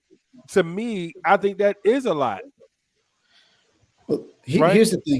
And I don't know if you want to trade the future of your team, even if it's just for a 2-year run, for a dude that's going to be 34 years old next summer. You just said a lot, though. You said the future of our team. Right. IQ is already on the block, right? Okay. Obi may not necessarily be the future here. Randall is going nowhere soon. I'm not sure Toppin is the future. And these 2 protected first-round picks, are they really the future of the Knicks? I'm trading all of that for somebody in their mid-20s, man, that I can have under control for the next 3, 4, 5 years. I don't want to fight what he's worth because I'm not a professional at this. What I want to say is this is the kind of guy that might be available that could really, really potentially move the needle for the Knicks and get us to the second round this year. And I'm telling you, What's this moving is the dangerous. needle, though? I am a little confused. What moving the needle means in your Second round. scenario. Second round. You know, because he Second round hasn't made the second round. You know, that hasn't happened yet. Hey, hold on. Hey, y'all mute your microphones while y'all not talking. Go ahead, Nev. Yeah, you know, and that's my problem. We inching a little closer to becoming a contending team, but we're not there yet. Even with Demar. So I don't see. And number one, I don't like. I really very reluctant to trade for players that just moving the needle. If it's free agency, that's fine. You want to sign the DeMar at free agency? I like to add players without losing other players. But if I'm going to make a trade, I want to make a big trade where I know I get in a star player that can actually. I don't have absolutely no question he can take us to the second round, third round, or the finals. Okay. You know, so I am not making this trade because this trade Michael not Jordan is moving us not that available. high now. Michael Jordan is not available. You know, that's the thing, fellas. We can't talk ourselves out of getting more talent on this team because a guy's not perfect, right? All I'm saying is, hey, you don't have to mortgage the future to get him. You guys even said you wouldn't give up some picks for him. Okay, so if he's not even going to cost that, and he's going to make us a lot better, what is why not be better? There's something to say for roster construction, man. You can't just throw 3 isolation players that operate all in the same place and expect them to just function perfectly. 4 isolation players. Yeah, basically 4 isolation players that love screen and roll basketball. Somebody's like screen and roll basketball. We have to focus on fit because we already have a hierarchy on this team already. It's RJ, Brunson, and Randall. We need talent. We can focus on Dre, that's your mic, Dre. Is it me? Hold on, let me fix it. I think we can focus on fit. Gotta be you, bro. We've been talking. You put these talented guys together. Come on, you guys got to know you're a little excited about that. I know we don't have that outside shooting, blah blah blah. But let me just tell you, DeMar DeRozan puts up assists too. Ivory, let me ask you a question. I brought it up what you said on the last show that I saw you. You sound like you totally changed your mind because you had me agreeing with you saying a lot of moves is a waste of time. And that's what Nev and that's what Nev is saying too. Like that's a waste of time what you trying to sell us. And your take was a lot of stuff that people want to do is a waste of time. And I feel like what you're saying is the same thing. That the DeRozan move is just another form of a waste of time. That's why Nev said if it's only second round, he never did that before for one. So that's not enough information there to go on that.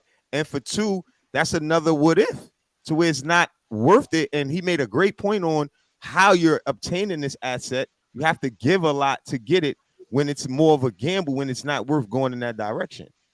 Timeout. 2 things. 3 things. Number 1, we are not going to tank and do what I really think we need to do to get the franchise players. So if I got to play along with this plan that management has, and we're only going to try and win, and we're only going to try and get better, I said a move that didn't make sense was to go get these. People wanted to kind of get some bench fillers. Remember, you guys were talking about, oh, this guy can make our bench better. This guy will give us another, solid bench role. We weren't talking about players that could potentially move the needle. And I think DeMar DeRozan has the chance to potentially move the needle for the Knicks. And what I mean by move the needle is get us into that second. Hey, the Knicks in the second round is a big deal.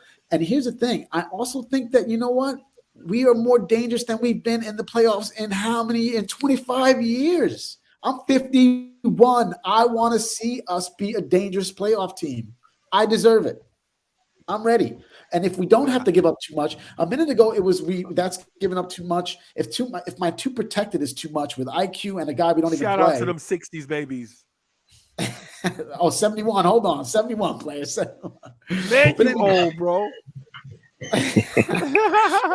all I'm saying is, if he's trying to fit people, don't be trying to fit people in my era that can't fit, though. Nah, man. January 68. All I'm January saying is I was 68. 1 year old the last time we won this. You know what I'm saying? And I really couldn't feel it. But here's the deal, fellas. We're not going to break it down and do it the way that the really good teams are doing it right now. We're trying to do it the Knicks way, which is to build and build and build and get better through trading and blah, blah, blah. I think this is one of those moves. And you're right. I don't want to make a small move to get a better backup point guard just in case Brunson goes down. I don't want to get a backup big. You know, I want to get a guy we can put in the starting lineup and give the ball to and know he's going to get results. Hey, Ivory, I think we understand. Like we understand what you get when you get DeRozan, right? I understand what you get when you get DeRozan.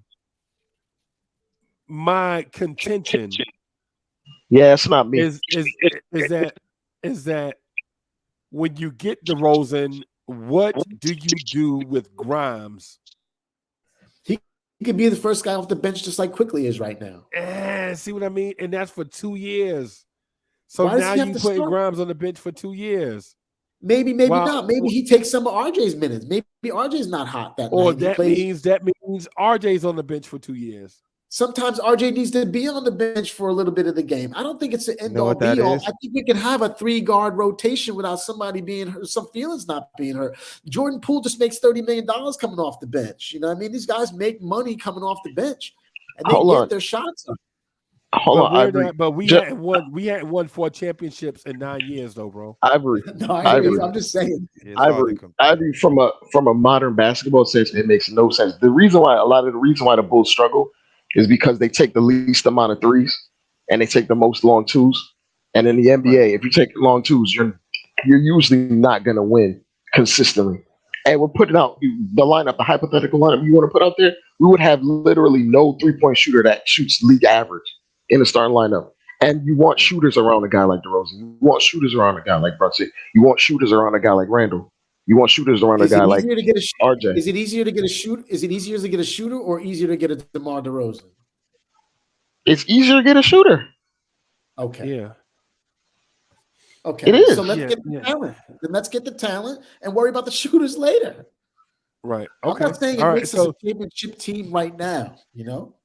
So if you had your way, if you were in charge, what would you do? I would put RJ on the bench. I'd start Grimes with DeMar DeRozan. I give up IQ. I give up Wait, no. I don't mean in this situation. I mean in general. If you were the man and you could set the direction of the team, what would you do? Oh, listen, if I couldn't, first thing I would do is scour the entire league to find out if that guy is available. Is there a franchise player available? Number one. If it's not, if there's no franchise guy available and I can't trade for a guy that's going to move the needle, then I burn it down. I trade Randall. I even trade Brunson. Well, maybe not Brunson because he's a little younger, but I would look to trade them both, to be honest with you. And then I would start over. I think you have to get a franchise player. And until you do, you're not really building anything. You're just building a mediocre team, which is what we pretty much are now. You know, we're probably a solid mediocre team. But, you know, I think that's the only way to do it. That's the only way to do it. And they're not going to do that, right? They're not going to burn it down. So if they're not going to burn it down, you want to fight, then go get me some soldiers. Okay. Why can't we just finish off what we're starting? You said that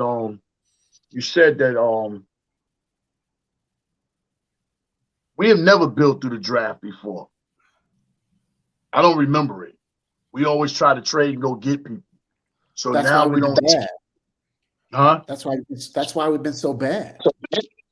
No, I'm saying, why can't we finish what we started? Like right now, we started and we got a couple of pieces that turned out to be something. They're showing it now, and they are gaining experience on the court right now.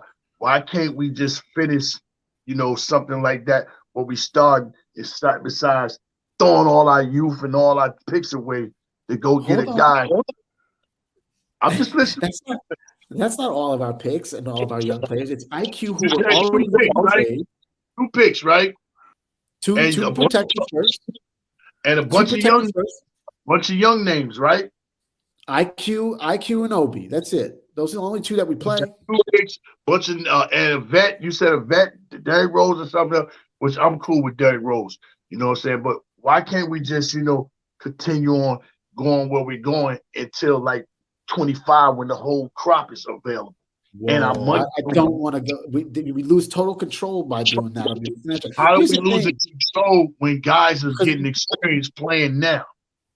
Yeah, but we're not very good. We're not very good. And by the way, what I'm saying, we're not. What good? Here's the point. You're saying we're giving away young guys at our picks. We have a lot of picks, and we're giving away 2 young guys, one that we don't play, and one that we were looking to trade anyway because we don't want to pay them.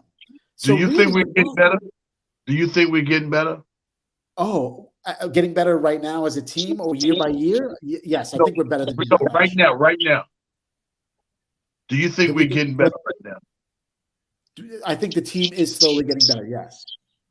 All right. So if you feel like we're getting better, and this we don't have enough really to go get the home run, because be honest with you, dude, this year right here ain't nobody been getting rid of no major guy, because everybody in the league right now feel like they got a chance to win it. Yep. Just going out there chasing for the teams is not giving away no marquee player right now.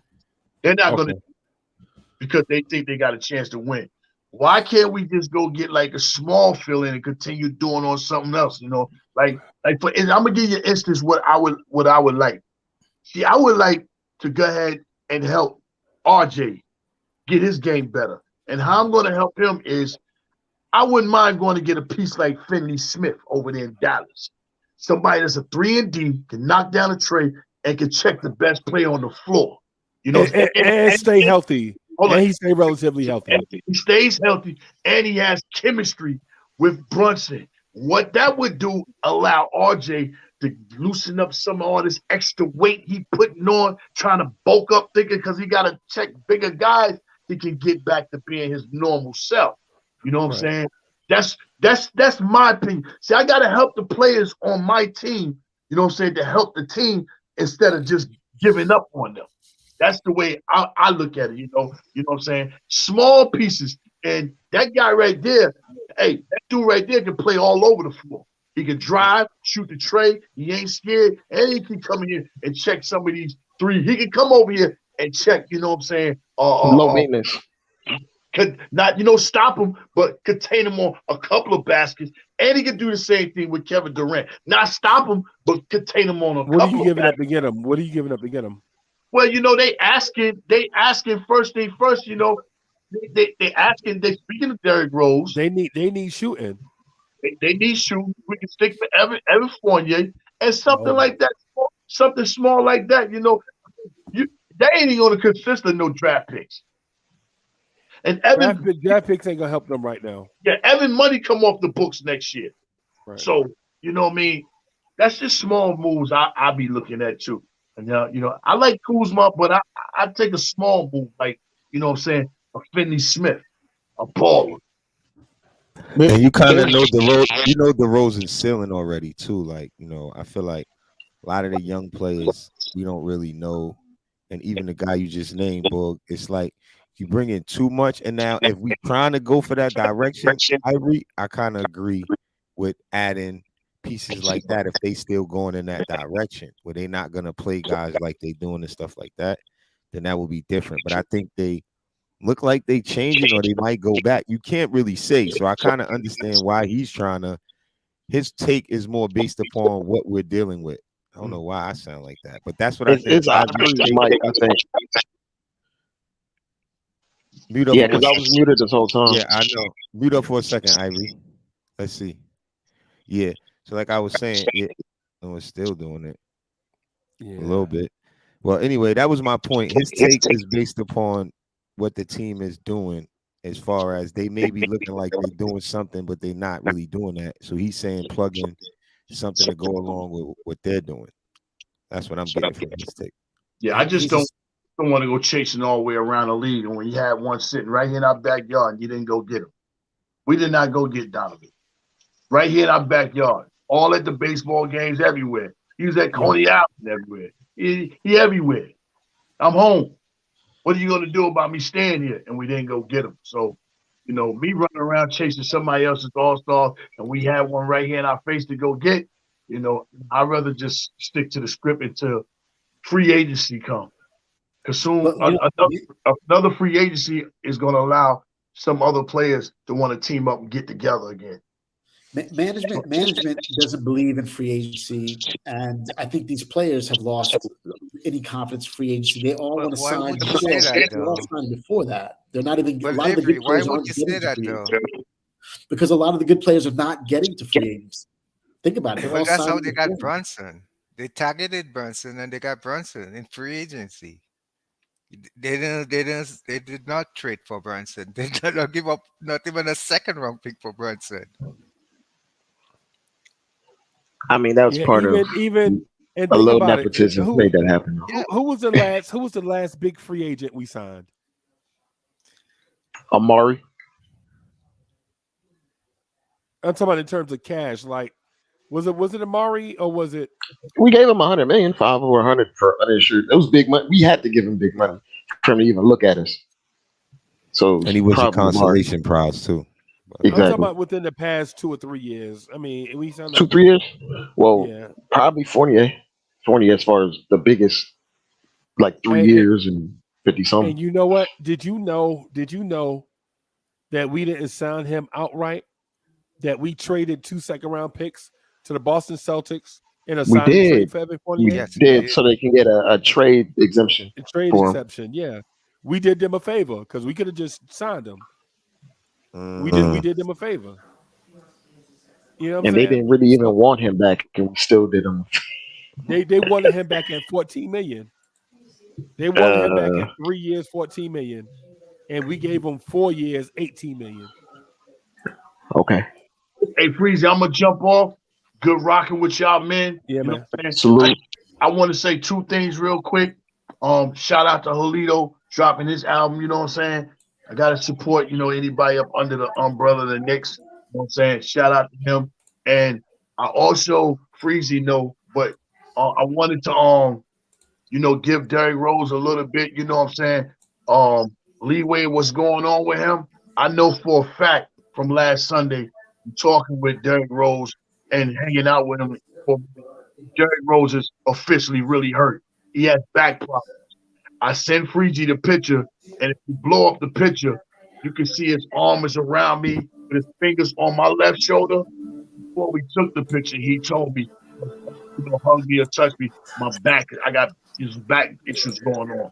So I wanted to, just give him a little bit of, love back on some of the reasons why he's not playing. Once your back is messed up, during games, he has a brace. Yeah. Brace. He might not even have the jersey on up on it. I don't know. But Yeah. want to share that with y'all. I send the picture to Freezy. He can blow it up and see what I'm talking about with his hand around me, and I'm not even touching him. And who wouldn't want to touch a guy like him? So I had to go about what he was saying when he was saying. I got Y'all guys have a blessful Thursday. You know what I'm saying? Salute. All right, Jay Boogie. Shop and do what you got to do. You know what I'm saying? And, make sure you got your presents and everything. Get close to that time. We got the Christmas. The Knicks winning. The Chats is doing good. Everybody, man. God bless you all. Y'all have a great Thursday. Talk to y'all real soon. Hi, bro. Yeah, bro. Yeah, bro. Yeah, that was my main man, Jay Boogie, man. Shout out to Jay Boogie. Shout out to Derrick Rose. Man, that's what I be saying, man. That's what I be saying, man. When we follow a team, man, you got to really get into like these inner spaces, bro. Because the presentation that you see on TV is not an accurate depiction of what actually goes on with the team, bro. You know That's what I'm saying? grassroots right there. Yeah, Like, yeah, man. He's in the field. Yeah, you gotta get in the field. Like, man, Dre, no lie, right? When we was in Charlotte, I tried to start a chant, "We want Cam," right?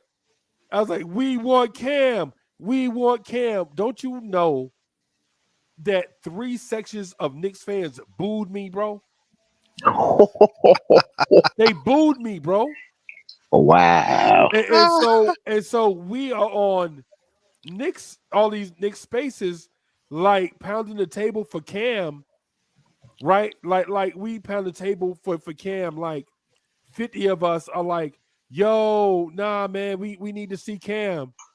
But in a visitors arena, that's now, think about what I'm saying. It's like 3 minutes left to go in the game. The Hornets fans have left. They leaving. They going up to the concourse area because they know the game over. The Knicks fans are getting closer and closer to the court. That's how I got to chop it up with Del Curry. That's how Right. come Rob the Nick got to chop it up with Scott Perry and Allen Houston. That's how Allen Houston gave me the thumbs up because Charlotte fans are leaving and we getting closer to the floor. I was like, we want Cam. We want Cam. All the remaining Knicks fans, bro. It was about like 6,000 or 7,000 of them. I'm not saying all of them booed me, but the boos was so loud that I looked at Cam and Cam just dropped his head, bro. Nev, look. Nev, I know what Nev is gonna say. Oh shoot, my phone ain't charged up. Nev gonna say he disagree, he don't believe it. But once my phone get charged up, bro, I'm gonna show it to you, Nev. I agree. You started you started. I tried to start a chant. Nev, is what I'm saying. I didn't Hey, start Freezy. one because I was by myself. Hey, Freezy, to speak on what Jay Boogie said, it kind of makes sense that Rose has like a back issue because he doesn't even sit anywhere near the teams. And a lot of times, if you have like issues, you don't want to be on top of like a bunch Bumped of all the dudes. time. And you want When to you got be a spaced bad out. back, bro, the slightest little bump will send pain throughout your body, bro. And that's why he's like not sitting on the bench or on the end of the bench. He's sitting like all the way in the back. So like he's trying to like keep it away so he doesn't aggravate it any further, but he still dresses because he's a professional. But it's especially at his age for an NBA player, you have a back issue. Hey, I ain't even gonna lie to you. I'm with you. I'm with you, bro. Hey, Hardwill, I ain't gonna lie, bro. I said it myself. I tried to start the chant. We want Cam. Allen Houston looked at me and was like, "Oh God, dog it." That's what I was gonna say. You know why, right? Because they made up their mind. I think that's what some of the chat was kind of saying because we were just talking about it. But they made up their mind about Cam. When you sit him out, it's like an asset now. Yeah. And I think that's what Allen Houston was looking like saying that, or the fans maybe, because I don't think it's nothing that Cam. It's just that he's out of there. Nothing any fan or anybody could do to change it. And you could tell when somebody get injured and he stay dressed in street clothes and he ain't injured. And Fournier is no other way to explain that he's out there. Yeah, it's 15th today, so the talks will be.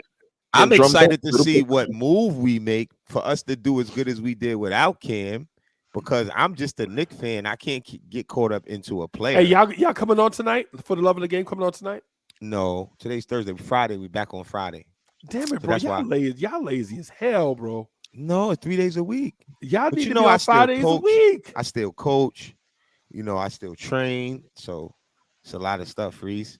You Yeah, I know, know. and then when I'm not on there and I'm free, I come on here. I come That's on, or I go on show up. Like, you know what I'm saying? I got to go on the Queen. I want to go on that show with them. They be sending the link on Twitter.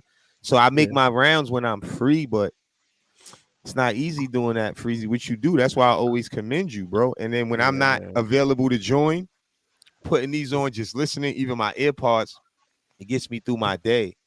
Because it's the general Nick talk, you know, how we talking. So this gets people through their day, man. This is a blessing, you know. Yo, hey, so Queen says Dope Soul gonna be on tonight. I You know see what I'm that. saying? I was thinking about pulling up there later. That's Yeah. why I brought it up. I'm gonna tune in. Yeah, I gotta do a joint, right? So I gotta do. Oh, not me, Queen. You said Freezy. No, I'm just joking. She put Yeah, me. what's She happening? put me What's on the happening? Twitter. No, I thought about it before she wrote that because she always add me in the message, and I haven't been able lately. And now that I'm home and I'm free today, I was gonna join. So just wanted to shout out to the Queen. I thought me and Seeing you Queen on your had a dope vacation. joint. I see you had fun. Yo, me and Queen was doing the joint Glad on to have you Fridays, back. bro. And the views was like up there.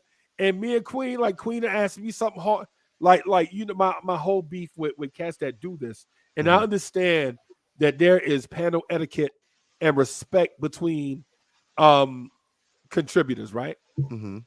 But I don't care about all that stuff, bro. I care about being 100. Entertaining the people. And entertaining the people. Yeah. And if you're good at what you do, you shouldn't be worried about somebody asking you a question that's in the same realm of basketball and the Knicks. It don't matter if they challenge you, if they try to bring up something that you said. It's not fight, it's not disrespect. I think it just puts seasoning on the conversation. It makes the fans and the chat and people want to know how you feel about that. It just makes it dope. Like she did that, you did that to me. And I was saying Freezy was coming for me on that show, and then I didn't feel like you wanted problems with I've me. been trying to get the best out you, bro. No, I know, but that's what anybody, I think, like the Queen or whoever do that to you, it's the same thing. They know you're built for it. I love you too much for an alternative, bro.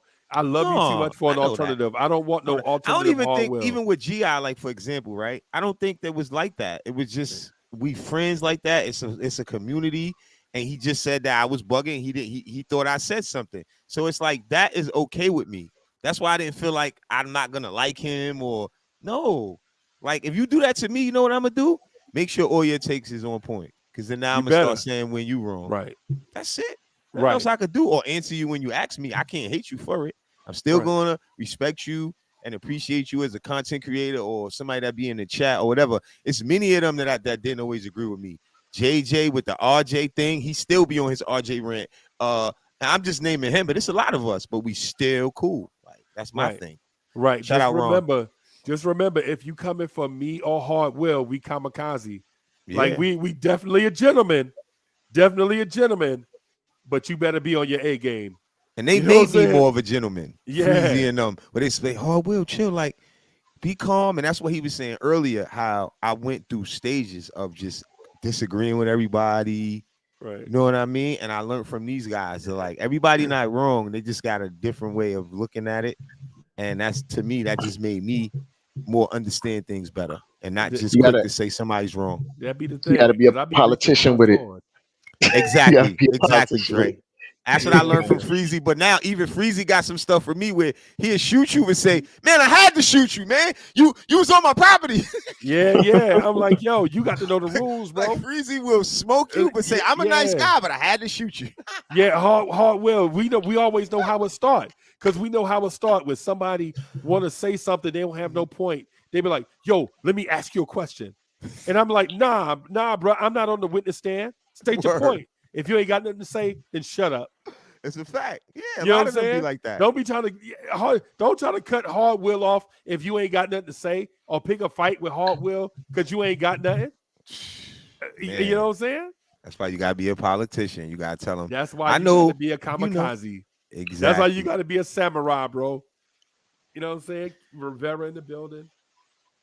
That's what I'm saying. Allah, you too. Same thing I feel about a lot of y'all, and I just thought of a couple names off the top. But a lot of us have relationships like that, and I always try to reiterate on that point that I'm tough. Like I grew up in the hood where people fought over sports takes and jokes, and we still remain friends. So I'm not gonna let. That's why in real time, y'all seen it. I wasn't gonna be mad at GI because he wanted to say what he wanted to say. And fight for days, bro. And fight for days. Yeah, bro. you might have to shoot the fair one 2 or 3 days. Worldwide Ella tell you. Yeah. Sometimes dudes like, nah, I want to shoot it one more time. Then you got to spank him enough to make him want to leave it alone. Yep. Basically, what Hard Will is saying, bro, I'm right and you wrong. Just come to grips with it and face it. And I'll admit when I'm wrong.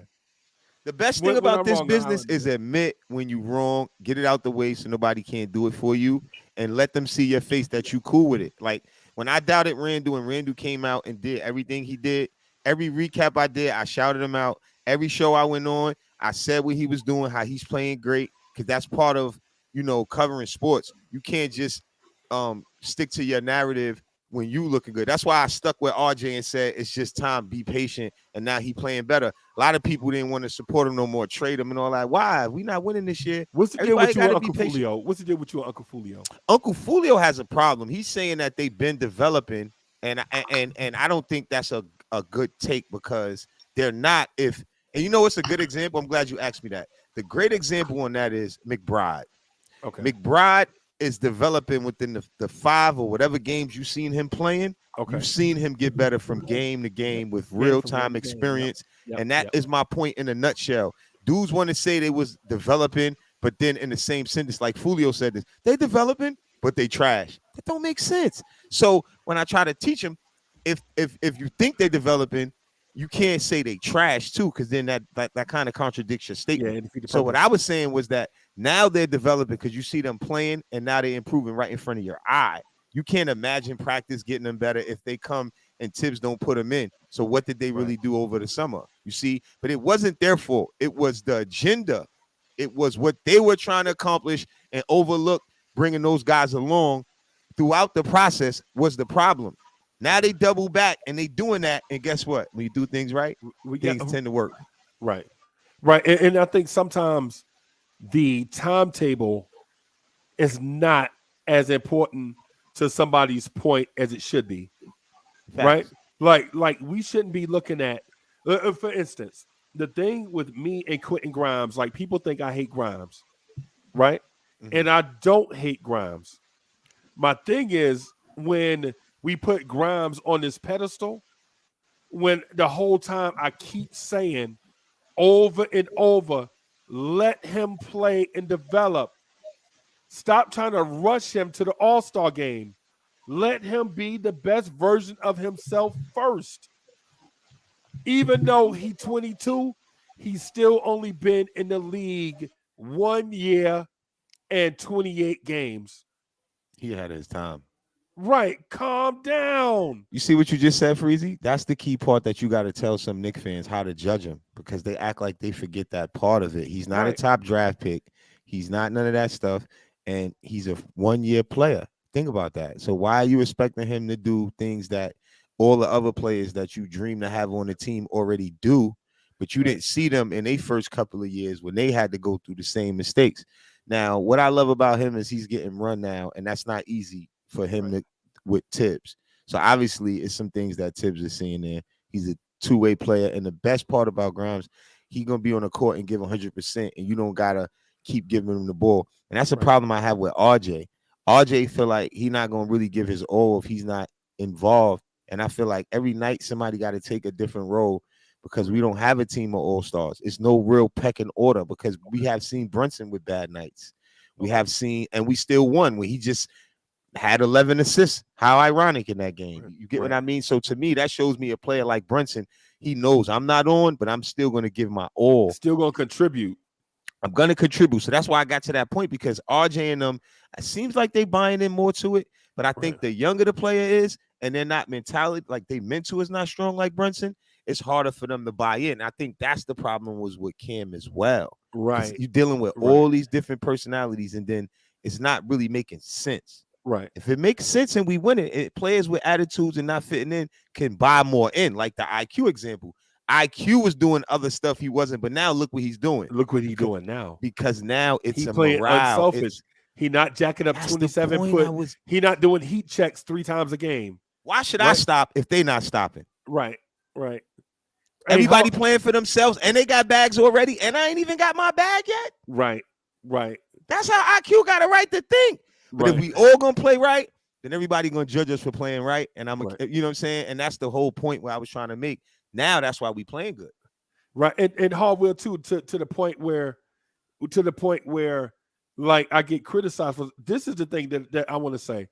Listen, don't criticize the points that I'm making if you are not like one of those ones that often go to games.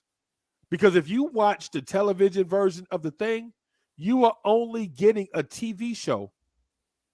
When you go watch it live, you're watching the event. Seeing more, way more. Yeah, that's what I'm saying. Camera don't show everything. Yeah, it's like pulling the curtains back. Legitimately, and Freezy, that's why you brought up that point about. Pardon me, you good? Dre, You good? Pardon me, Dre.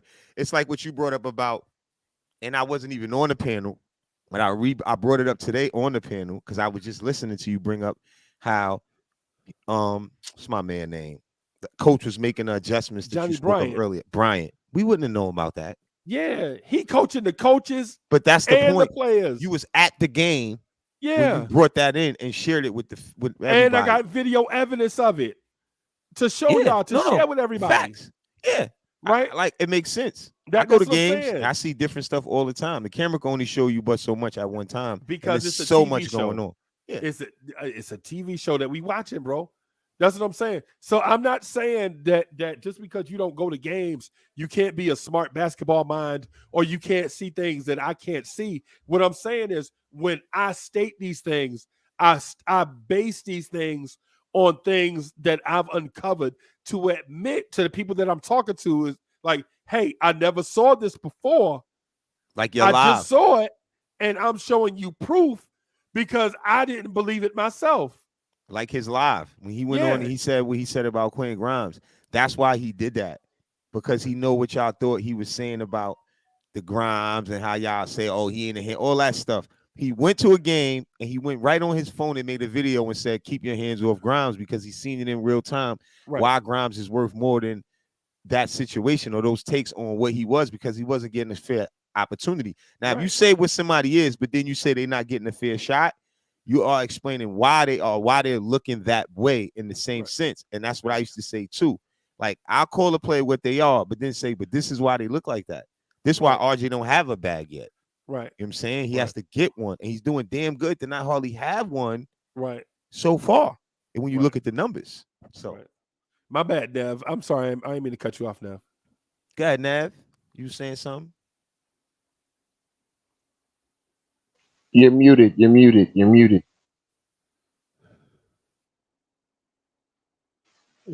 Now you're fully muted. I think your headset is something's wrong with your headset. No. We still can't hear you. Yeah. We still can't hear you now. Great point, Nev. That's the shout out that's to the, Ron in the chat. That's the best thing you said all day, Nev. Nev the contrarian. Nev, I like Nev. Yeah, Nev. I like Nev. Nev, Yeah, real I like Nev. I like his points and his takes. Hey, but y'all listen. Now, listen. I gotta go. I'm gonna go eat lunch, and then All I'm right. gonna jump back Good on. to see you, later on. Freeze. Hey, Queen, I'm gonna come through if I can. I'm gonna come back through. I got some paperwork to shuffle. Y'all know what I'm talking about. I'm pulling up to the Queen tonight. Make sure y'all tune in on Dope Soul Sports Talk, 9 p.m. Hey, she said. hey, Queen, I'm fighting with everybody on your panel tonight.